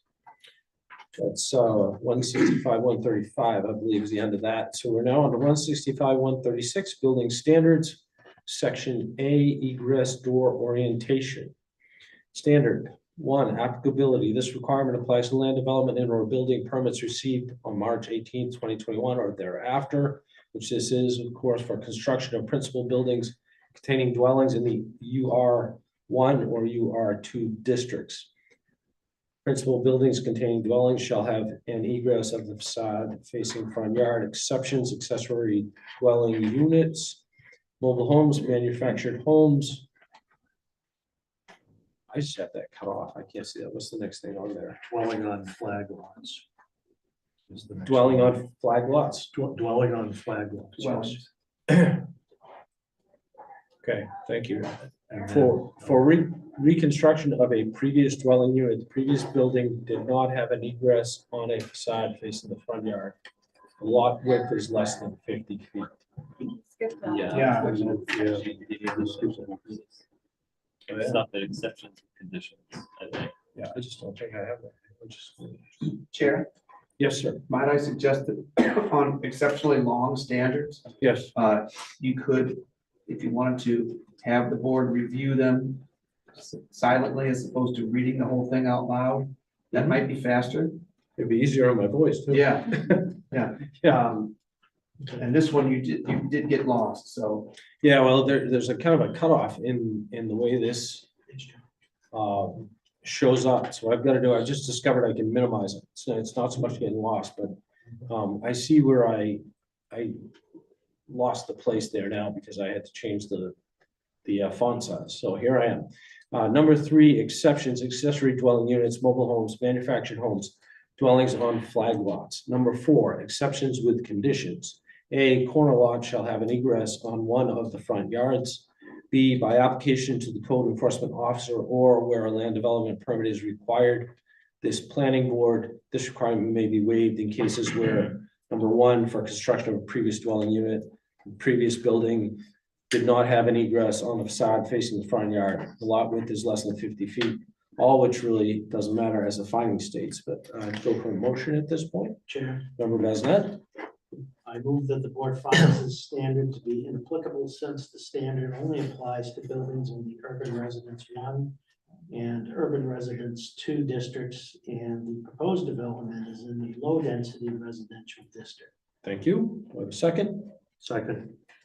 Member Maher, thank you. Roll call vote. Member Bazinet? Yes. Member Boucher? Yes. Member Hume? Yes. Member Maher? Yes. Member Saucier? Yes. And the chair votes yes. Mr. Can I Yes, just sir. respond to the suggestion the city solicitor made? Certainly. I'm fine if your preference is to read each of the standards. I'm also comfortable with reading it, silently, and I think I can, understand what the standard means by doing that, but I'm comfortable with reading it, that's all I'm saying. Mhm. Chair, Certainly. I would suggest for the short standards that you read Just them. read them all out as I Yeah, have because it's, Yeah. the record is, clearer that way. more clear. Yeah. But for the long ones, I think that Yeah, it might be better. okay, thank you. Especially the ones where there are charts and things like that. Things Yeah, get a little sure, bit yeah. sort of Yeah. out of control there. Sure. Yes, sir. Member Hume. Does that lead us to a potential accusation by somebody that we're hiding material, that some of the things Oh, I we see. share publicly, If you and the don't other read it, things then we the don't? public can't hear it. It seems like a double, that somebody could The packet That was is a double standard. shared. The packet was shared, but also these standards are available online to the public. Yeah, everybody can. It's part of the record too. Package. That's sort of, by the way, a fascinating thing that I learned that we are now doing, which I find fantastic, is if you go look at the agenda online for this meeting, it does not just show the agenda, but it shows the entire packet. So all this is available as an agenda to this meeting. Sure. So it is quite available. It's available for. I assume we're gonna continue to do that. I don't know, but that, I noticed that, and I thought that was fantastic. Okay, so we're at part 6. The project meets the land development approval standards in Article 16, 165, 114, A through I. When reviewing any plans for approval of a land development project under this chapter, the planning board shall determine whether an application meets the following. And section A is subdivisions. This is certainly a short one. If a subdivision of planning board shall apply the criteria established under 30 MRSA 4404 as it shall be amended, and the requirements of Article 18 of this chapter, which I believe we went through 4044 as part 2. Part 1. Part 1, thank you. So we have already been through 4044. 4404. Questions? If not, motion, Chair, Member Hume. I make a motion that the board, having found that the development is a subdivision, applied to criteria established under 30-A MRSA 4404, based on the findings outlined in parts 1 and 2 of section 4 of this document, the board finds that this standard is met. Do I have a second? Second. Member Maher, thank you. Roll call vote. Member Bazinet. Yes. Member Boucher. Yes. Member Hume. Yes. Member Maher. Yes. Member Saucier. Yes. And the chair votes yes. Section B, on-site parking, loading, and access. The standard is the applicant must show that the proposed parking and loading layout, including the appurtenances, drives, turnarounds, maneuvering areas, and on-site travel lanes are arranged in a reasonable and safe configuration, including the proposed provision for safe pedestrian travel to all on-site uses. Questions or a motion? Chair, Member Hume. I move that upon review of the sheet C1 subdivision plan exhibit 79, sheet C2 road plan exhibit 79, and sheet C15 sidewalk plan exhibit 79. The board finds that the proposed parking and loading layout are arranged in a reasonable and safe configuration, and that safe pedestrian travel is provided for, and therefore finds that this standard is met. Thank you. Do I have a second? Second. Thank you. Member Boucher. Roll call vote. Member Bazinet. Yes. Member Boucher. Yes. Member Hume. Yes. Member Maher. Yes. Member Saucier. Yes. And the chair votes yes. Driveway, section C, standard. The applicant must show that all proposed access drives from the site to any public right of way are reasonably necessary and safe. The planning board may limit the number and location of access points to ensure that access to and egress from the site is safe and will have a minimum impact on vehicles traveling in any public right of way or private street. All driveways shall conform to the requirements of chapter 271 streets, article 8 curb cuts. Questions or a motion, and again, not to repeat, but I think we're supposed to be saying a motion for the board to find, or a board finds. I make a motion that the planning board finds upon review of sheet C2 road plan exhibit 79. The board finds that all proposed access drives from the site to any public right of way are reasonably necessary and safe, and that all driveways conform to the requirements of chapter 271 streets, article 8 curb cuts, and therefore finds that this standard is met. Second? Second. Member Hume, roll call vote. Member Bazinet. Yes. Member Boucher. Yes. Member Hume. Yes. Member Maher. Yes. Member Saucier. Yes. And the chair votes yes. I think that may have been overkill on the findings that time. Sorry. Let's see. That was driveways, right? So section D, stormwater management. Standard, the applicant must show that stormwater runoff from the proposed development will not have an unreasonable adverse effect on abutting or downstream properties or protected resources such as wetlands, lakes, streams, or brooks, and that all downstream channels or municipal stormwater collection systems have adequate capacity to carry the flow without significant negative effects. An unreasonable adverse effect may result from effects such as, but not limited to, water pollution, e.g. particulates, chemicals, or thermal, increased erosion, or flooding.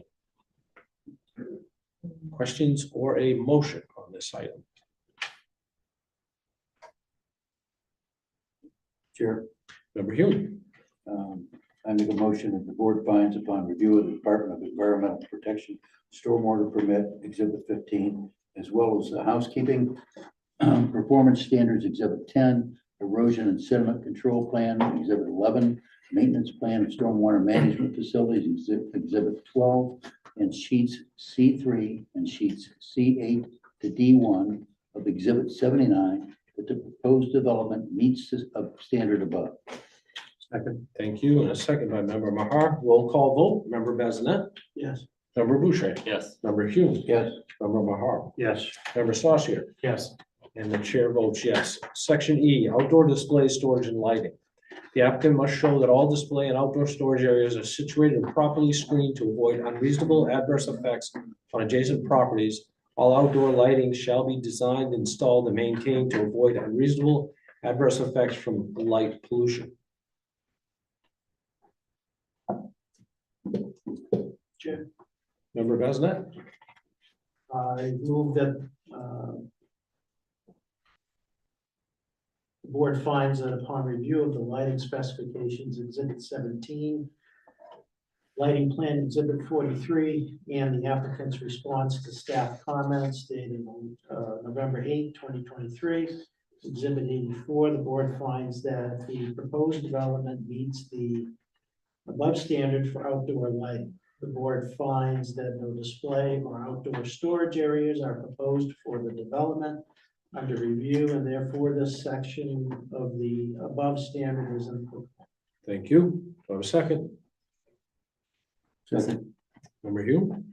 A roll call vote. Member Bazinet. Yes. Member Boucher. Yes. Member Hume. Yes. Member Mahar. Yes. Member Saucier. Yes. And the chair votes yes. Section F, landscaping of unpaved areas or other treatment of the site. The standard is the applicant must show that the development is properly screened to avoid unreasonable adverse effects on adjacent properties or public rights of way. Member Maher. I'll make a motion that the board finds upon review of C1 subdivision plan and D1 post-development plan, Exhibit 79, and a response from Plymouth Engineering, Exhibit 57, that the proposed development is properly screened with a buffer to avoid unreasonable adverse effects on adjacent properties and public rights of way, and therefore that this standard is met. Thank you. Second, Second. Member Hume. Thank you. Roll call vote. Member Bazinet. Yes. Member Boucher. Yes. Member Hume. Yes. Member Mahar. Yes. Member Saucier. Yes. And the chair votes yes. Still in section F, standard, the installation of elements to physically separate paved and gravelled areas from open space, yards, and required setback areas along property lines. Questions or motion? Chair, Member Bazinet? I move that the board finds upon review of sheet C1, subdivision plan Exhibit 79, and the applicant's response to staff comments dated November 8, 2023, is Exhibit 84. The board finds that the proposed development is properly set back along property lines, and open space and yards are separated from the paved and gravel areas, and therefore that this standard is met. Thank you. Do I have a second? Second. Member Maher, thank you. Roll call vote, member Bazinet, Yes. member Boucher, Yes. member Hume, Yes. member Maher, Yes. member Saucier, Yes. and the chair votes yes. Excuse me. Standard, the treatment of open space, drainage ways, slopes, yards, and required setback areas along property lines to reduce dust and erosion and to enhance their visual appearance by such means as seeding or placing sods. Motion, Chair, member Hume. I move that the board finds upon review of the housekeeping plan, exhibit 10, sheet C8, erosion and sediment control, exhibit 79, erosion and sedimentation control plan, exhibit 11, and maintenance plan of stormwater management facilities, exhibit 12. The board finds that the proposed development meets this standard. Thank you. Do I have a second? Second. Member Boucher, thank you. Roll call vote, member Bazinet, Yes. member Boucher, Yes. member Hume, Yes. member Mahar, Yes. member Saucier, Yes. and the chair votes yes. Standard, the additional planting of shrubs and trees beyond that specifically required elsewhere in this chapter to shade and break up the extensive building facades, front, side, or rear yards of more than 100 feet in length or open space areas of more than 200 square feet in area not used for active recreation or parking lots containing 200 or more vehicles. Have a motion? I move that the board finds this standard met based on buffering and landscaping shown on sheet C1 subdivision plan, exhibit 79, and described in general notes 16 and 17 on sheet C1 subdivision plan, exhibit 79. Thank you. Do I have a second? Second. Member Hume, thank you. Roll call vote. Member Bazinet, Yes. member Boucher, Yes. member Hume, Yes. member Mahar, Yes. member Saucier, Yes. and the chair votes yes.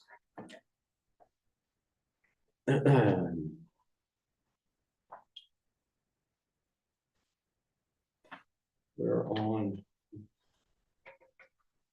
preservation of existing tree growth, right? That's standard. The planning board shall encourage the preservation of existing tree growth as identified by site development plan, particularly in the required buffer yard areas and the preservation of specimen trees throughout.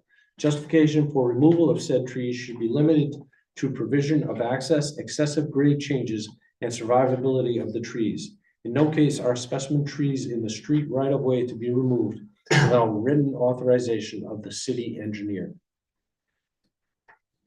Do I have a motion? Chair, Member Hume. I move that the board finds, based on the board's review of sheet C1 dash subdivision plan exhibit 79 and general notes 16 and 17 contained therein, as well as the applicant's response to staff comments dated November 16, 2023, exhibit 42. The board finds that the proposed development meets this standard. Thank you. Do I have a second? Second. Member Mahar, thank you. Roll call vote. Member Bazinet, Yes. member Boucher, Yes. member Hume, Yes. member Mahar, Yes. member Saucier, Yes. and the chair votes yes. Standard, the use of native species is encouraged and the planting of invasive species as defined by the most current version of the State of Maine Department of Agriculture, Conservation and Forestry, Maine Natural Areas Programs, invasive areas of more than 200 square feet. No, that's not right. Check the building location one. Page 31. Yes, I'm on page 31. Yeah.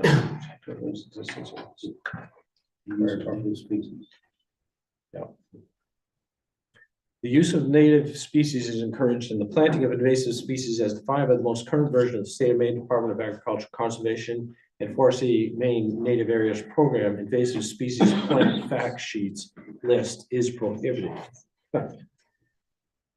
Chair, Member Bazinet, I move the board finds that the proposed development meets the standard and encourages the planting of native species of plants in their final site plan set exhibit 79 and response from Plymouth Engineering Incorporated exhibit 38 upon the condition that the applicant provides a species list for the proposed plantings.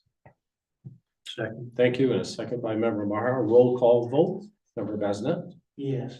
member Boucher, Yes. member Hume, Yes. member Maher, Yes. member Saucier, Yes. and the chair votes yes. Standard building location. The applicant must show that the location of the building meets all required setbacks and is situated to avoid unreasonable adverse effects on adjacent properties or public rights of way. Chair, Member Maher. I move that upon review of sheet C1 subdivision plan exhibit 79, the buildings in the proposed development meet the required setbacks. The board finds that the proposed development meets the standards in this section. Thank you. Do I have a second? Second. Member Hume, thank you. Roll call vote. Member Bazinet, Yes. member Boucher, Yes. member Hume, Yes. member Maher, Yes. member Saucier, Yes. and the chair votes yes. Standard environmental impacts, where competent evidence demonstrates that there exists within 250 feet of the limits of a proposed development site, which may or may not coincide with the property line, an historic site, significant wildlife habitat, or rare or replaceable natural area, the applicant must show that the proposed development will not have an unreasonable adverse effect on the historic site, significant wildlife habitat, or rare or replaceable natural area. An unreasonable adverse effect may result from effects such as, but not limited to, habitual destruction, degradation, or of habitat value, disruption of historic drainage patterns, water pollution, noise pollution, light pollution, or other negative consequences of human activities. Motion, Chair, member Bazinet. I move the board finds that this standard is inapplicable since the proposed development is not within 250 feet of an historic site, significant wildlife habitat, or a rare / irreplaceable natural area, as evidenced by exhibits 88 through 90. There is no evidence in the record indicating otherwise. Thank you. Do I have a second? Second. Member Maher, thank you. Roll call vote. Member Bazinet, Yes. member Boucher, Yes. member Hume, Yes. member Maher, Yes. member Saucier, Yes. and the chair votes yes. Standard water resource and shoreline preservation, whenever there is any pond, lake, river, stream, or tidal waters in 250 feet of the limits of a proposed development site, which may or may not coincide with the property line, the applicant must show that the proposed development will not have an unreasonable adverse effect on the water resource or the shoreline of such body of water. An unreasonable adverse effect may result from the effects such as, but not limited to, water pollution, particulates, chemical or thermal, increased erosion or flooding. Chair. Should be easy. We already hit the member Maher. Yes, I move that the board finds that this standard is inapplicable since the proposed development is not within 250 feet of any pond, lake, river, stream, or tidal waters. There is no evidence in the record indicating otherwise. Thank you. Do I have a second? Second. Member Hume, thank you. And roll call vote. Member Bazinet, Yes. member Boucher, Yes. member Hume, Yes. member Maher, Yes. member Saucier, Yes. and the chair votes yes. Standard for site developments needing approval under the provisions of 38 MRSA 481 through 488 as amended, and which meet provisions of 38 MRSA 489A as amended, as structures which may be approved by local municipalities. Following provisions apply. Project shall meet the standards of 38 MRSA 484. Project shall meet requirements of Department of Environmental Protection regulations, number of chapters there, as they may be amended from time to time, which are adopted by the subsection by reference. And this one appears to be inapplicable. Chair, Member Bazinet, I move that the board finds that this section is inapplicable since this project does not meet the definition of a development requiring approval under 38 MRSA 481 through 489. thank you. Do I have a second? Second. And roll call vote, member Bazinet, Yes. member Boucher, Yes. member Hume, Yes. member Maher, Yes. member Saucier, Yes. and the chair votes yes. We do not do this overall finding yet, Yes. correct? Yeah. Okay, so we're gonna move on. We've been through 5 and 6. We're gonna move on to 7. And then 3 and 4, as I understand, project meets requirements of Articles 2 through 12 of Part 7, Article 2, word uses and definition. Now, there's a whole bunch of enact goals here, so we can just kind of go through this quick if you all would. Sure. Yes, Member Basnet? I move the board finds that this article to be applicable to the proposed development since it does not contain separate criteria that require compliance as it is a definition section. Thank you. Second, Second, Member Mahar, roll call vote, Basnet, Yes, Boucher, Yes. Hume. Yeah. Mahar, yes. Saucier, Yes. chair votes yes. Article 2, nonconformities, kind of the same thing. Article 3, Chair. Oh, what did I say? Two? I'm sorry, Article 3, but I'm on nonconformities. Member Basnet. It has to do with non-conforming. Chair, I move that the board finds this article to be inapplicable to the proposed development since project site does not contain any non-conforming situation. Thank you. Second, Second, Member Mahar, roll call vote, Basnet, Yes, Boucher, Yes. Hume. Yeah. Mahar, yes. Saucier, Yes. chair votes yes. Article 4. home Chair. o- Yes, sir. Oh, sorry, home occupations. Yeah, I just want to say home occupation professions. Yes, Carry on. Chair. Yep. I move that the board finds this article to be inapplicable to the proposed development since there is not currently proposed to be a home occupation on this site. And additionally, home occupations do not require planning board approval. Thank you. Second, second, Member Basnet, roll call vote, Basnet, yes, Boucher. Yes. Hume. Yes. Mahar, Yes. Saucier. Yes. The chair votes yes. Article, let's see, we've done 5? 4, right, so Article 5, accessory uses and structures. Chair, Member Hume. I move that the board finds this article to be inapplicable to the proposed development since no accessory uses or structures are proposed. Thank you. Do I have a second? Second, Member Mahar, Basnet, roll call vote, yes, Boucher, Yes. Hume, Yes. Mahar, yes. Saucier, Yes. and the chair votes yes. Article 6, quarries, excavations, and earth moving activities, which relates to 16532. Chair. Member Basnet, I move the board finds this section to be inapplicable to the proposed development since no quarries, mining, or excavations are proposed. excellent, thank you. Do I have a second? Second. Member Hume, roll call vote, Basnet, Yes, Boucher, Yes. Hume, Yes. Mahar, Yes. Saucier, Yes. and the chair votes yes. 16533, filling, grading, and earth moving activities. No filling, grading, earth removal, or similar earth moving activities shall be allowed in any district which will cause erosion or sedimentation or will increase uncontrolled runoff or cause flooding on neighboring properties. Chair. Member Mahar, I move the board finds, based on the review of the Department of Environmental Protection Stormwater Permit, Exhibit 15, as well as the housekeeping performance standards, Exhibit 10, erosion and sediment control plan, Exhibit 11, maintenance plan of stormwater management facilities, Exhibit 12, and sheets C3 and sheets C8 through D1 of Exhibit 79, that this standard is met.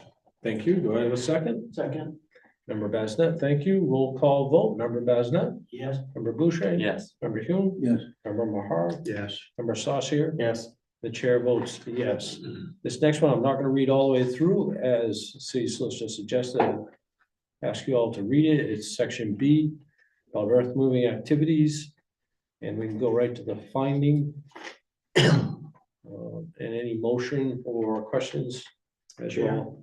Member Basnet, I move that the board finds that this standard is met since the proposed development meets the land development permit standards required for site plans as outlined in part 6. excellent, thank you. Do I have a second? Second. Member Mahar, Roll call vote, member Besnet, Yes. Boucher, Yes. Hume, Yes. Mahar, Yes. Saucier, Yes. and the chair votes yes. Section C. Similarly, that's a shorter one. Let me just read it. That's a shorter one. In any district except the Resource Protection District, filling, grading, removal, or similar earth moving activities which are not specifically allowed without a permit in subsection B1 through 5 above shall be allowed only after permit is given for such activity by code enforcement officer upon approval by the planning board pursuant to Article 16 Land Development Permit. Number two. Yes, I move that the board finds that this standard is inapplicable to the proposed development. Second. Second by member Mahar. Besnet, Yes. Boucher, Yes. Hume, Yes. Mahar, Yes. Saucier, Yes. and the chair votes yes. Item D, in the resource protection zone, filling, grading, earth removal, and similar earth moving activities shall be allowed only after permit is given for such activity by the code enforcement officer upon approval by the planning board pursuant to 165.9, conditional uses, Article 16, land development permit, and the standards contained in Article 7, 165.54, standards for conditional uses in resource protection zone. Chair, Member Besnet, I move that the board finds this standard to be applicable to the proposed development since the site is not within the resource protection zone. thank you. Do I have a second? Second. Roll call vote, member Besnet, Yes. member Boucher. Yes. Member Hume, Yes. member Mahar, Yes. member Saucier, Yes. and the chair votes yes. Article 6A, erosion sediment control, there's a lot there. I'm not gonna read through all that. I'll let you read through it as you all might, and we can move down to what looks to be page 36 at the top where there's a finding. Chair, Member Hume? I move that the board finds that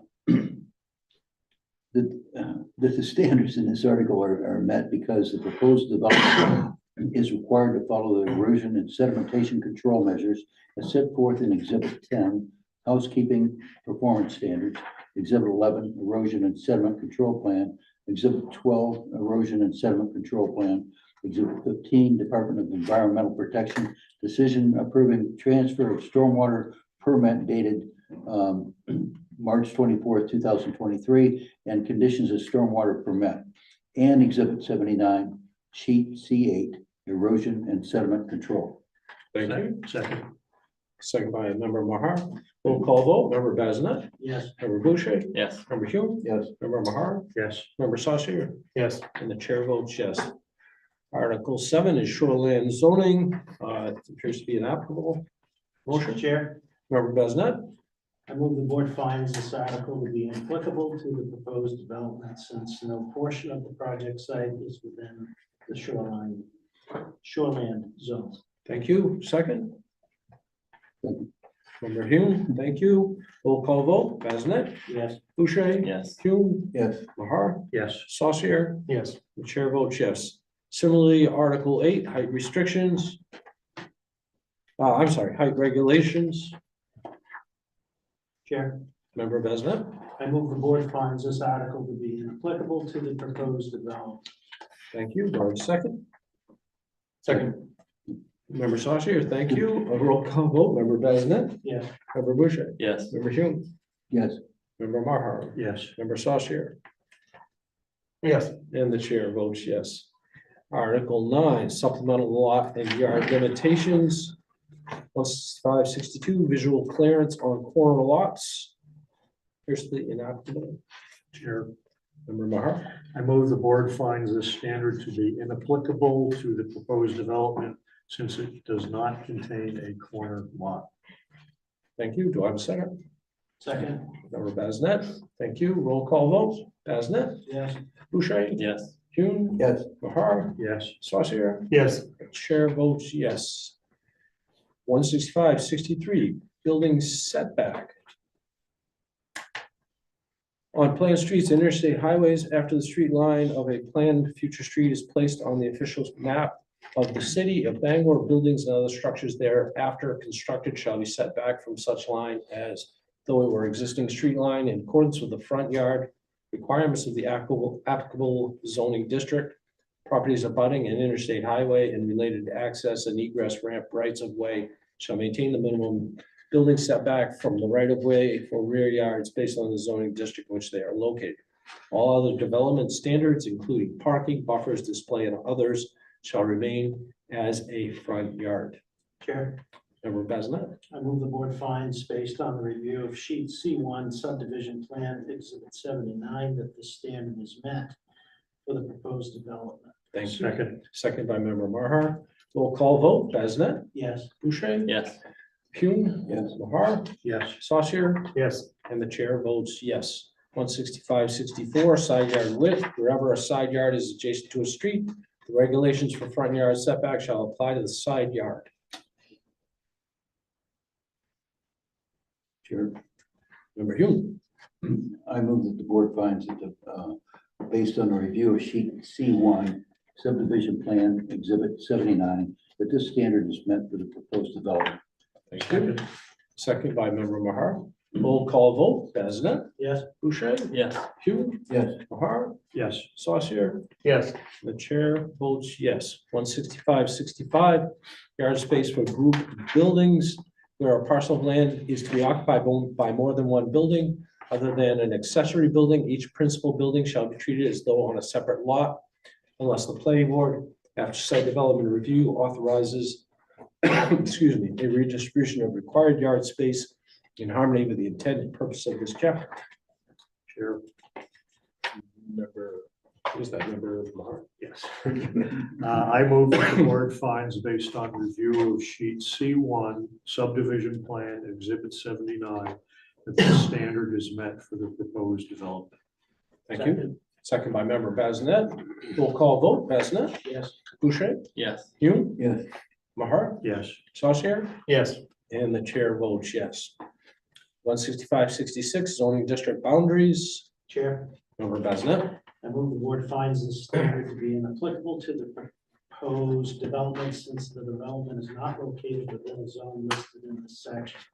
Thank you. A second. Second. Member Hume, roll call vote, Besnett, Yes. Boucher, Yes. Hume, Yes. Mahar, Yes. Saucier, Yes. and the chair votes yes. 165-67 outdoor display and storage buffer yard, Chair. another inapplicable, member Mahar. I move that the board finds this standard to be inapplicable to the proposed development since no outdoor storage or display is proposed. Second. Thank you. Roll call vote, Besnett, Yes. Boucher, Yes. Hume, Yes. Maher, Yes. Saucier, Yes. and the chair votes yes. 165-68 lot frontage. Each lot for which a minimum lot width is required shall have a minimum frontage on a street not less than 50 feet, except as follows. Where a lot is located to the rear of another lot or lots which front on improved public streets, such lot may be used for uses permitted in the zone provided that. And it talks about flag lots there. I'm gonna skip through that. And I'm finding right below. Chair, Member Besnett, I move the board finds, based on review of sheet C1 subdivision plan exhibit 79, that the proposed development meets the minimum frontage requirement of 50 feet in this standard, and that sections A and B of this standard are inapplicable to the proposed development. thank you. Do I have a second? Second. Member Saucier, thank you. Roll call vote. Member Besnett, Yes. member Boucher. Yes. Member Hume, Yes. member Maher, Yes. member Saucier, Yes. and the chair votes yes.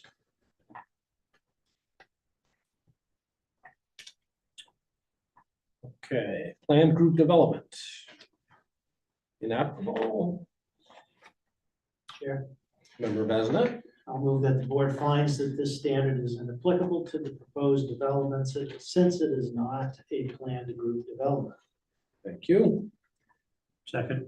Member Mahar, thank you. Roll call vote. Besnett, Yes. Boucher, Yes. Hume, Yes. Mahar, Yes. Saucier, Yes. and the chair votes yes. 165-70 minor yard and area variations. Chair. I'm gonna give this one to member Saucier because he's been jumping over there. Okay, I move the board finds that the standard is inapplicable to the proposed development since it does not contain criteria that require planning board approval. Thank you. Do I have a second? Second, Member Bazinet, thank you. Roll call vote, Bazinet, yes. Boucher, Yes. Hume, Yes. Maher, Yes. Saucier, Yes. and the chair votes yes. 165, 70.1, pre-existing unallotted subdivisions. Looks to be inapplicable. Chair, Member Saucier. I move that the board finds that this standard is inapplicable to the proposed development since the development does not involve a pre-existing unallotted subdivision. Thank you. Do I have a second? Second. Member Boucher, thank you. Roll call vote, Bazinet, Yes. Boucher, Yes. Hume, Yes. Maher, Yes. Saucier, Yes. and the chair votes yes. 165, 70.2, open space parcel. Chair. Again, member Saucier. I move that the board finds that the standard is inapplicable to the proposed development since the development does not create an open space parcel. Thank you. Second, Second, member Bazinet. Roll call vote, Bazinet, yes. Boucher, Yes. Hume. Yes. Maher, Yes. Saucier, Yes. and the chair votes yes. Setbacks from railroad parcels. Chair Perkins. Member Saucier. I move that the board finds that this standard is inapplicable to the proposed development since the development is not adjacent to a railroad. Thank you. A second. Second. Member Boucher, thank you. Roll call vote, Bazinet, Yes. Boucher, Yes. Hume, Yes. Maher, Yes. Saucier, Yes. and the chair votes yes. Article 10, off-street. Did I miss the railroad one? No, you're telling us railroad. Just in, all right. Article 10, off-street parking. 165, 71 residential districts. Again, this one's fairly long, so I'm just gonna let you read through it and move to a motion as soon as anyone cares to. Sure. Member Hume. I move that the board finds sections A and B of this section are met based on 3.10 Exhibit 6 Homeowners Association documents, which mandates that residents must follow all government regulations, including those set forth herein. The board finds that sections C and D are inapplicable to the proposed development. Thank you. A second by member Bazinet. Thank you. Roll call vote. Bazinet, Yes. Boucher, Yes. Hume, Yes. Maher, Yes. Saucier. Yes. And the chair votes yes. 165, 72, required number of spaces. A minimum number of off-street parking spaces shall be provided and maintained by the owner of every building or property hereafter erected, altered, or changed in use in accordance with the following requirements. All those are crossed out, and except for E, which says all other dwellings are to have spaces per dwelling unit, except that in the multifamily and service district requirement is 1 space per dwelling unit. Chair, Member Maher. the board finds that the parking standards set forth in this section are met based on sheet C1 subdivision plan. Exhibit 79 that depicts 2 spaces per dwelling unit, thereby exceeding the parking requirement. Thank you. Do I have a second? Second, Member Bazinet, thank you. Roll call vote. Member Bazinet, yes. member Boucher. Yes. Member Hume, Yes. member Maher, Yes. member Saucier, Yes. and the chair votes yes. 165, 73, again, parking and area location and screening. It's quite a lot there. I'll let you read down through it. There's even a chart there. We're now looking, I think, at the top of page 40. Chair, Member Bazinet. I move the board finds that sections A and B of this standard are met based on sheet C1 subdivision plan exhibit 79. The board finds sections C and D of this standard to be applicable to the proposed development. Thank you. Do I have a second? Second. Member Maher, thank you. Roll call vote. Member Bazinet, Yes. member Boucher, Yes. member Hume. Yes. Member Maher, Yes. member Saucier, Yes. and the chair votes yes. Design, construction, and maintenance, 165, 74. Also a long one. Read on through. Finding is shown on top of page 41.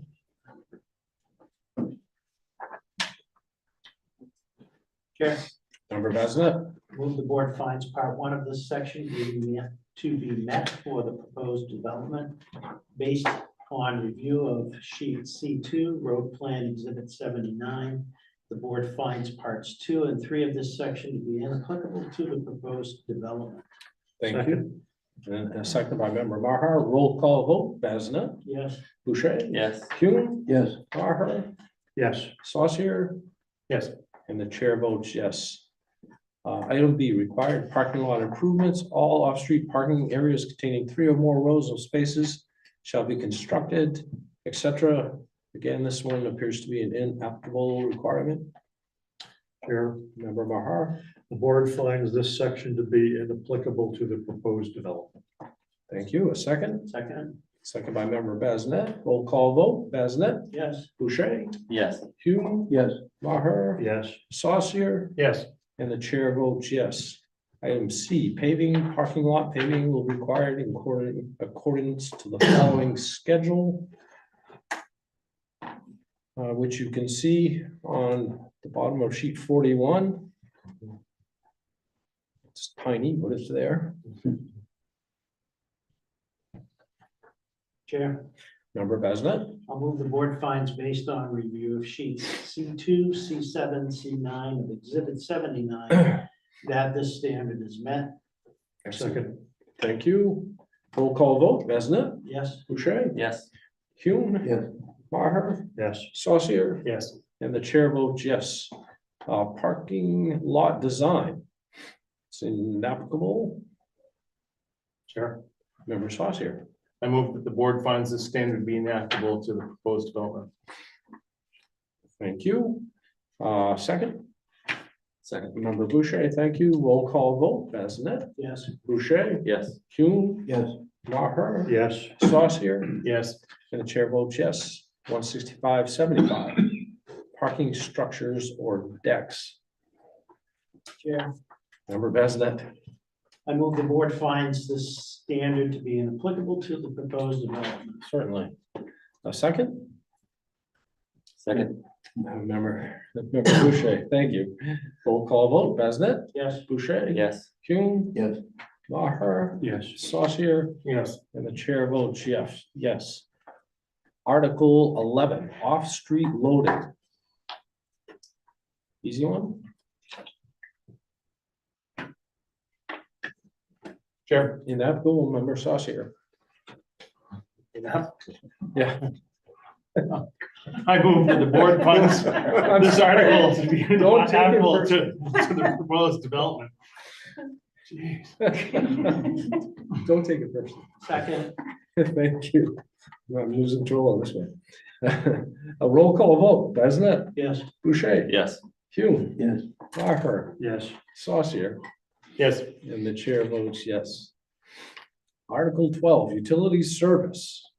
165-79, utilities required. Any use or development authorized under this chapter shall be provided with necessary utility services required to support such activity. Shall be the responsibility of the party or parties applying for the permits under this chapter to make provision for such services. Utility services under this article shall include, without being limited to, water or sewage disposal, electricity, fire hydrants, provisions for stormwater runoff, lighting, and such other services necessary to comply with state and local codes and to fulfill the objectives of this chapter. Chair, Member Maher. I move that the board finds this section is met based on sheet C4, utility plan exhibit 79, which depicts the utility services. Thank you. Second. Second by member Bazinet. Roll call vote. Bazinet, Yes. Boucher. Yes. Hume. Yes. Maher, Yes. Saucier. Yes. And the chair votes yes. Water and sewage. Whenever possible, all uses and developments will be provided with water service from Bangor Water District and connected to the Bangor sewer system. Lots without public water facilities, it's not really the case here.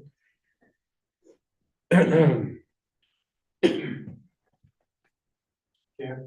Member Bazinet? I'll move the board finds upon review of sewer capacity certification from the Bangor Waste Treatment Plant, Exhibit 34, Bangor Water District's letter in Exhibit 35, sheet C4 utility plan exhibit 79 and other materials that section A of this standard is met. The board finds that section B of this standard is inapplicable to the proposed development.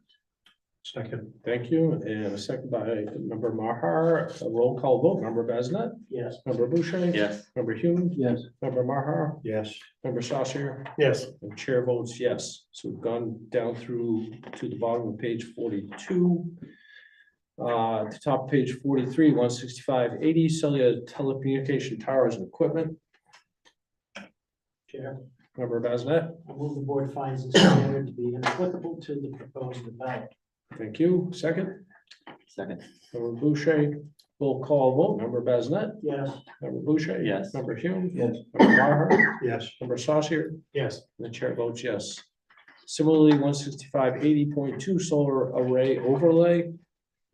Chair. Member Saucier, or is it member Boucher? Yes, member Boucher. I move that the board finds this standard to be inapplicable to proposed development. Thank you. Second. Second by member Saucier. Thank you. Roll call vote. Bazinet? Yes. Boucher? Yes. Hume? Yes. Maher? Yes. Saucier? Yes. And the chair votes yes as well. 16580.3 minor essential services facilities. Again, Chair. member Boucher. I move the board finds this standard to be inapplicable to proposed development. Thank you. Do I have a second? Again. Member Bazinet, roll call vote. Bazinet? Yes. Boucher? Yes. Hume? Yes. Maher? Yes. Saucier? Yes. And the chair votes yes. 16581 lighting. And that's a long one, so I'm gonna let you read down through. Through to the bottom of page 43. And on 44. Chair, Member Bazinet. move upon review of the lighting specifications, exhibit 17, and lighting plan, exhibit 43, the board finds that the proposed development meets the standards for this section. Second. Thank you. A second by member Maher. Roll call vote. Bazinet. Yes. Boucher. Yes. Hume. Yes. Maher. Yes. Saucier. Yes. And the chair votes yes. 16582 fire hydrants. All developments requiring land development approval under Article 16 and provided with water service from Bangor Water District shall be provided with fire hydrants in accordance with the plan approved by the Bangor Fire Chief. Chair. Member Maher. Upon review of the water service letter from the Bangor Water Did District. you make a motion? Oh, I'm sorry. I make a motion that upon review of the water service letter from the Bangor Water District, Exhibit 35, and sheet C4 utility plan, Exhibit 79, and an email from the Bangor Fire Chief containing approval of the proposed hydrants for the development, Exhibit 36. The board finds the proposed project meets this standard. Thank you. Second by member Bazinet. Roll call vote. Bazinet. Yes. Boucher. Yes. Hume. Yes. Maher. Yes. Saucier. Yes. And the chair votes yes. Electricity, I think I skipped this one last time. 16583, electricity. All development requiring land development approval under Article 16 shall include provision for adequate electrical service. Chair, Member Bazinet. I'll move that upon review of sheet C4 utility plan, exhibit 79, the board finds the proposed project meets this standard. Excellent, thank you. Standard? Just standard. Second, Second. member Boucher, thank you. Roll call vote. Bazinet. Yes. Boucher. Yes. Hume. Yeah. Maher. Yes. Saucier. Yes. And the chair votes yes. Storm drainage and stormwater offset. Applicants for any land development permit under Article 16 shall ensure that provisions for surface water and storm drainage, etc. On this bottom of page 45. I'll let you read down through that. There's a lot there. Chair, Member Hume. I move that the board finds upon review of the post-construction stormwater maintenance plan, erosion and sedimentation control plan, FEMA flood map, urban impaired stream map, and the main DEP stormwater permit exhibits 11 to 15 and sheet C3, rating plan and sheet C8, erosion and sedimentation and control of exhibit 42, that the proposed project meets the requirements of this section. Second. Thank you, and a second by member Maher, roll call vote. We had a comment. That should say exhibit 79. What's that? That should say exhibit 79 instead of 42. Okay, it says exhibit 7042. It should say 79, correct? Yes. Okay. Let's make a motion to modify. Member Maher read that one, right? Or did you? I did. You did that one? Okay. Can you just, can we just have him correct himself to say 79? Yeah. Yeah. Okay, I meant to say, I make a motion, or I don't even make a motion, I meant to say control exhibit 79, not 42. Thank you. Do I have a second on that? Second. And a second by member Bazinet. And a roll call vote. Bazinet? Yes. Boucher? Yes. Hume? Yes. Maher? Yes. Saucier? Yes. And the chair votes yes as well. Item B is a stormwater offset requirement. Projects requiring a land development permit under this chapter will provide for removal of 5 gallons of existing wet weather flow from the city's sewer system for every new gallon of sanitary flow added to the project. Credit for stormwater removal may be obtained from the city engineer for city stormwater removal actions if such credit is deemed available in the city's best interest. Chair, Member Bazinet? I'll move the board finds based on the opinion of the city engineer as set forth in exhibit 41 that the standard is inapplicable to the proposed development as stated in exhibit 41. The Main Woods project is located in an area where the bordering streets associated with the project, Essex Street, Lancaster Avenue, and East Broadway, do not have combined stormwater and sanitary systems. The Main Woods project completely separates stormwater flows from sanitary flows and provides stormwater treatment in accordance with their DEP permit. No stormwater flow from the Main Woods development will enter the existing sanitary system.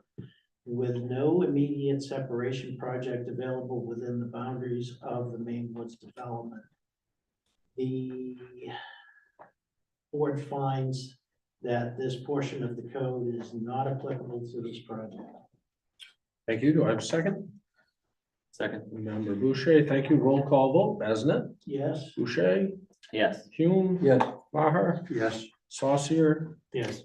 And the chair votes yes. 16585 sanitary sewage discharge information.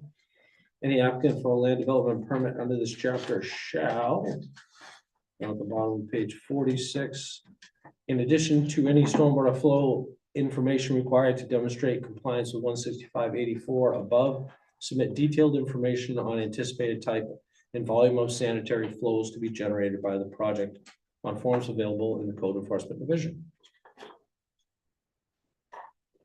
Chair, Member Hume? I make a motion that the board finds upon review of the sewer capacity certification from the Bangor Waste Plant, Exhibit 34, and the letter from the city engineer at Exhibit 41, that the applicant has provided sufficiently detailed sewage waste disposal information to allow the board to assess the adequacy of the project's sanitary flows. Second. Thank you. And a second by member Bazinet. Roll call vote. Bazinet? Yes. Boucher? Yes. Hume? Yes. Maher? Yes. Saucier? Yes. And the chair votes yes. Compliance with sewer regulations. All activity provided for in this article will be done in accordance with the requirements of chapter 252 sewers and drains of the Code of the City of Bangor. Sure. Member Hume? The board finds, I make a motion that the board finds based on the opinion of the city engineer as set forth in Exhibit 41, that the Main Woods project is located in an area where the bordering streets associated with the project, Essex Street, Lancaster Avenue, and East Broadway, do not have combined stormwater and sanitary systems. The Main Woods project completely separates stormwater flows from sanitary flows and provides stormwater treatment in accordance with their DEP permit. No stormwater flow from the Main Woods development will enter the existing sanitary system. The board further finds, upon review of the post-construction stormwater maintenance plan, erosion and sedimentation control plan, FEMA flood map, urban impaired stream map, and the main DEP stormwater permit, exhibits 11 to 15, as well as sheets C3 to C9, of exhibit 42, of exhibit 79, and the sewer capacity certification from the Bangor Waste Treatment Plant, exhibit 34, that the proposed project meets the requirements of chapter 252, sewers and drains of the code of the city of Bangor. Thank you, member Heaton. Second, Second, member Basnet, thank you. Roll call vote, Basnet, yes. Boucher, Yes. Hume, Yes. Maher, Yes. Saucier, Yes. and the chair votes yes. Article 12A prohibited uses. This is inapplicable. Can I get a motion to that effect? Chair, Member Saucier, I move that the board finds this article to be inapplicable to the proposed development. thank you. Second, Second. member Boucher, roll call vote, Basnet, Yes. Boucher, Yes. Hume. Yes. Maher, Yes. Saucier. Yes. And the chair votes yes. I think that gets us through 7, am I correct? And we now go to 3 and 4, which have I think, covered a lot of that.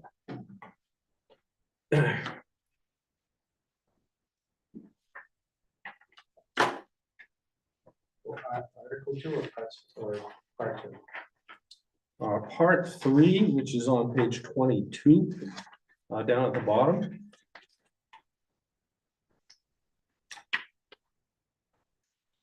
And this is the standards of low density residential, 165.99. Conditional use as attached residential project. Are we there? Yes. I'm not following that one. I'm sorry. So we're on part 3, which Yes, okay. on I your got you now. pages says page 22. On our computers, it says page 65. Member Bazinet, did you have a question? I was gonna make a motion. Okay, I think I should read it first. 165.99B, basic requirements, building or land used or occupied.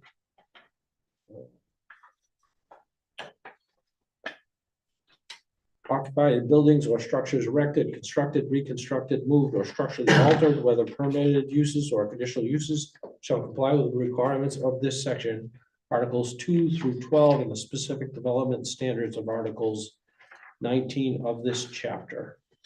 Motion, member Basnet, I'll move the board finds based on the findings outlined in this part 3, as well as parts 5 and 7 of this document, that this standard is met for the proposed development. thank you. Do I have a second? Second. Member Hume, thank you. Roll call vote, Basnet, Yes. Boucher, Yes. Hume, Yes. Maher. Maher, did I get one? I said. Thank you. Saucier? Yes. And the chair votes yes. 165.99, conditional uses. Standard, subject to planning board approval on the provisions of 165.9, the following uses may be permitted in this district. Attached residential, and it has a list of all the things required for attached residential, which is pretty similar to the list that is on the contract drawings. And this one was changed, I understand. Yes. Yes. The first sentence of this should say, I believe, findings, subject to the findings, standards in part 4 have been met. The board finds that the applicant has met the provisions of 165.9. Is that correct? So I'd go for a motion which would include that as the first sentence. Is that stumping everyone, or? No, you're saying it's outlined in part 4, right? No, it's been changed. It got changed. Right, yeah, so that's We haven't done gone. part 4 yet. We started with part 5. Part 5? We started with part 5 this evening. Do we need to wait until part 4 is completed to reference part 4? That's why the change was made. That's why it's changed. Yeah, so Yeah. it would be conditional on part 4 being. Oh, subject to the findings. I Yeah. get you now. Yeah. Yeah, I'm sorry. I'm blocked. You wanted enough to say it? No, I got it. Yeah, Okay, Sheriff. okay, member Boucher, Subject to thank the you. findings in outlined. Excuse me? Are you gonna do a motion? Oh, yeah, thank Yep. you. Jeez. All right. They're watching you every second. No. Don't fall apart now. Yes. Motion, please, the last one. Yeah, all right. Okay. Chair, I move that subject to the findings in part 4, The board finds the applicant has met the standards of conditional use, section 165-99D. 1A is met because according to sheet C2 subdivision plan exhibit 79, the development contains more than 3 acres. Further, section 165-99D1B is met because according to sheet C2 subdivision plan exhibit 79, the site development does not exceed 5 dwelling units per acre. The board finds the site development meets the requirements of articles 19 as required by section 165-99D1C and 16 as required by section 165-99D1D, which are explained in detail below in part 5 and part 6 respectively. Finally, the board finds that the development meets section 165-9D1E because it has a water service exhibit indicated in exhibit 35 from Bangor Water District, and it meets section 165-99D1F because it has sewer service exhibit 34 from the city of Bangor. Therefore, based on the findings above, the board finds that the proposed development meets the requirements for an attached residential use in the low-density residential district. Thank you, Member Boucher. That was a lot there. Do I have a second on that? Second. Member Saucier, thank you. Roll call vote. Bazinet? Yes. Boucher? Yes. Hume? Yes. Maher? Yes. Saucier? And the chair votes yes. Part 4, project meets criteria for conditional use under 165-9A. Section A is standards for conditional uses.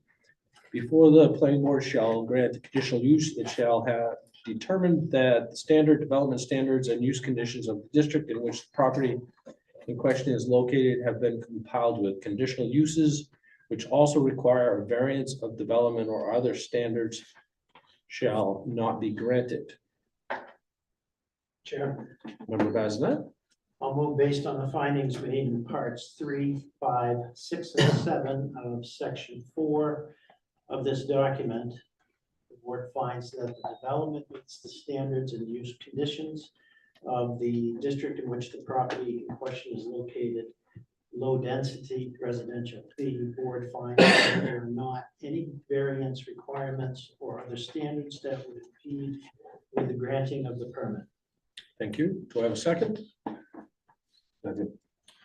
Member Hume, thank you. Roll call vote. Member Bazinet? Yes. Member Boucher? Yes. Member Hume? Yes. Member Maher? Yes. Member Saucier? Yes. And the chair votes yes. Number 2, standard. The proposed use will not create unreasonable traffic congestion or hazardous conditions on contiguous or adjacent streets. Chair, Member Saucier? I move that upon review of the traffic analysis and associated materials, exhibit 16, 29, 30, and 42, the board finds that the project will not create unreasonable traffic congestion or hazardous conditions on contiguous or adjacent streets. Thank you. Do I have a second?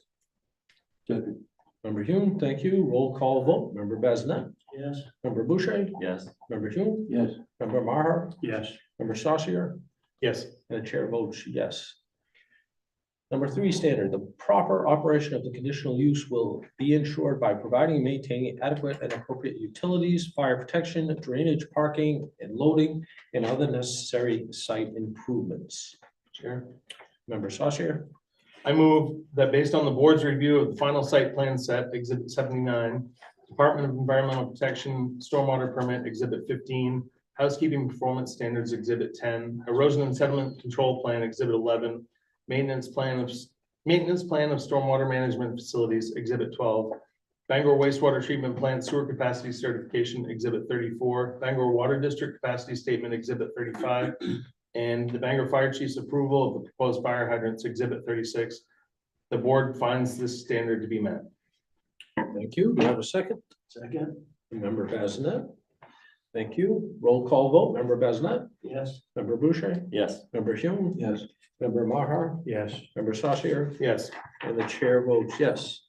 Number 4, standard. The proposed use, although not appropriate for every site in the zone, is appropriate for the location for which it is sought because the proposed use will conform to the general physical development pattern of the immediate area as to architectural style, building bulk and extent and intensity of site use, As to architectural style, the applicant must show that the proposed structure conforms to the exterior facade, roof lines, shape, and materials used on buildings in the immediate area.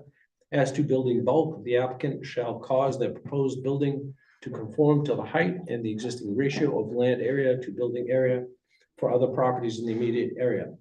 For purposes of this chapter, the term immediate area shall include all properties located within the same block and within 500 feet of the site of the proposed use.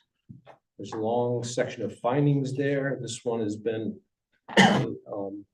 very much talked about issues, so take your time with it. We can discuss, or we can go right to motion as the board prefers. Sure. Member Hume? I move that the board finds, as shown in Exhibit 40, which includes extensive aerial photographs of properties within 500 feet of the project area. The immediate area of the project does not have a predominant architectural style. Instead, it is primarily a residential area with an extensive mix of 1- and 2-story buildings and a number of duplexes. The photographs show a significant portion of the properties have second-floor living space. The project duplexes themselves, exhibits 2 and 18, will be 2-story homes with pitched roofs, horizontal siding, asphalt shingles, and metal roofs, typical of most residential developments in the immediate area. Based on the noted exhibits, the board finds that the project conforms to the general architectural style of the immediate area. As for building bulk, the board finds that the project buildings conform to the height and existing ratio of land area to building area for other properties in the immediate area. In particular, the building elevations, Exhibit 18, various photographs of the surrounding homes, Exhibits 19 and 40, and lot use intensity calculations, Exhibit 8, demonstrate that the overall ratio of building area to land is less than the project, is less for the project than for the immediate area. Lastly, based on Exhibit 8, the board finds that the intensity of use at the site will conform to the general intensity of use of the immediate area. Therefore, the board finds that this standard is met since the project is appropriate for the location for which it is sought, because the proposed use will conform to the general physical development pattern of the immediate area as to architectural style, building bulk and extent, and intensity of site use. Thank you. Do I have a second? Second. Member Sasha, thank you. Roll call vote. Member Bazinet? No. Member Boucher? Yes. Member Hume? Yes. Member Mahar? Yes.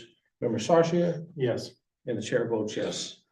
So we have an overall finding there. The board finds there's an overall finding there. I think we need to carry that out or have a motion on that so that we can carry that out. And then we would move back to the end of item 6. Part 6. So do I have a motion on the overall? Chair, finding? oops, city solicitor, were you, Dave, were you trying to get something? No. Oh, okay. This is not the one. Oh, okay, This is not the one. Okay.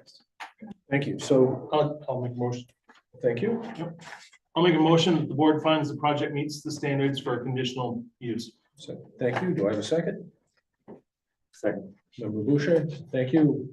Roll call vote. Member Bazinet? No. Member Boucher? Yes. Member Hume? Yes.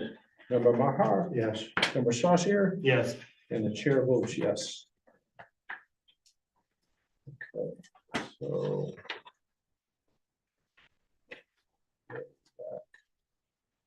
The next one is the one, Chair, that where there was a suggestion that a second sentence, or adding a sentence to the end of it.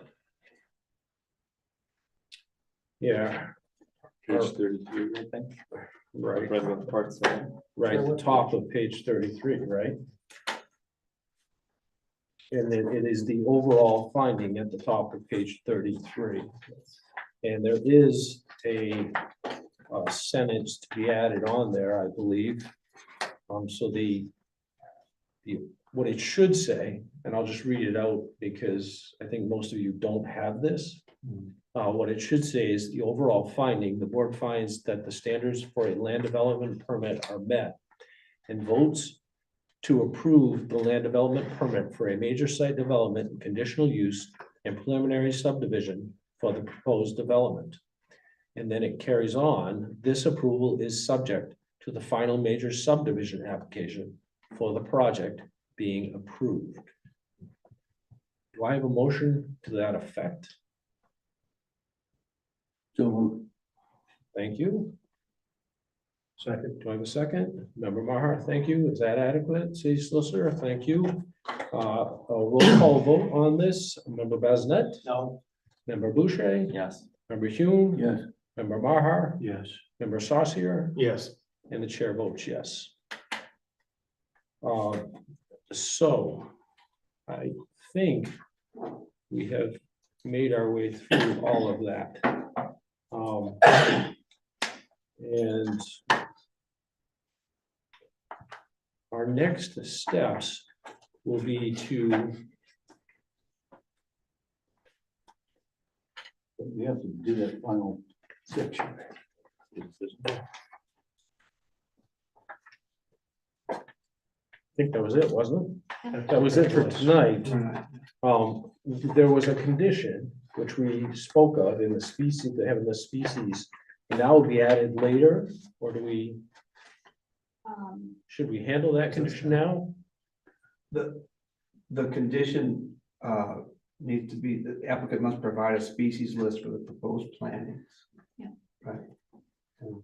And we spoke of that earlier, but I'm unsure if we need to say more about that now, or is that enough, what we've got in there? That's the condition that went into this approval Right. tonight, but the final subdivision plat approval is. And that's gonna happen at the next That's meeting. what's gonna be reviewed the next time there's been an application filed. And this condition will be, A part of that. Yeah. And it was read tonight anyway. All right, I'm okay with that. And so the next meeting is January 2nd. We will take receipt of the city engineer's report at that meeting and accept it. Or not, as we review it and conduct a final vote for the major subdivision plat approval,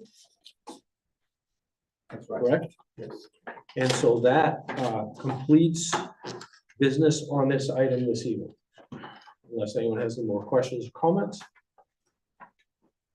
Good job getting through all that tonight, everybody.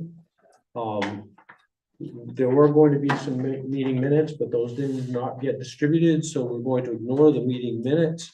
I do want to mention, this would particularly affect Member Saucier and Member Brush, I believe, who's not here tonight, but he may be watching this later. New or renewed board members need to be sworn in.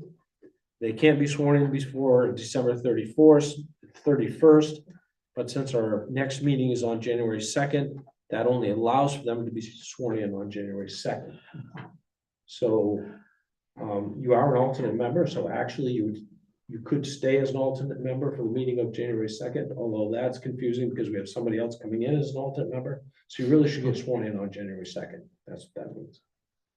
Okay. If he wants the job. If he wants a job. Oh, as long as staff's gonna be there. That's the point. That's the only day. that It's they're gotta be gonna the city clerk, right? Yeah, it's just city clerk. It takes Vacations 5 minutes.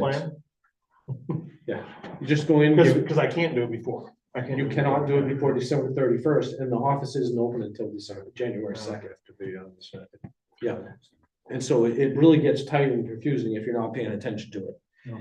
And I will try and reach out to Member Brush about that as well.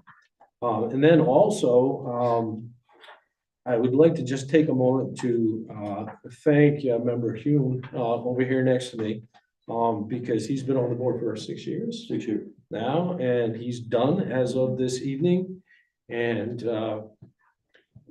Ken and I go back a long way. Board of Appeals. Started on Board of Appeals and have just sort of followed our way through this system. And I certainly appreciate all he's done, just sticking with what at times, as everyone certainly in this meeting knows, can be a difficult and exhausting process. And he was chairman last year. And I just appreciate his work and I wish him well in his future endeavors. Thank you. Yeah, here, here.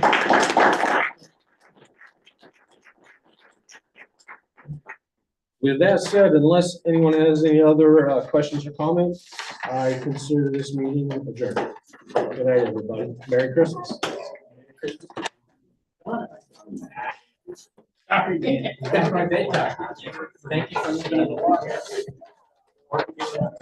And it's been a pleasure. Well, it's not working with scary. you. No one's seen each other again. I hope so. So I can either do that or go paper copy. I don't want to. See each other again. I hope so. Yeah. I've known you for a long time. Yeah. Oh, yeah, shoot, last week. I still see you. Order system. Yeah. I just like it.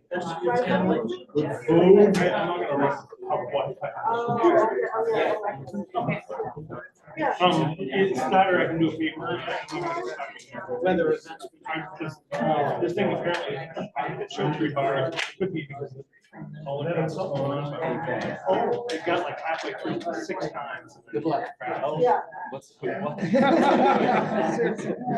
His journey comes to done.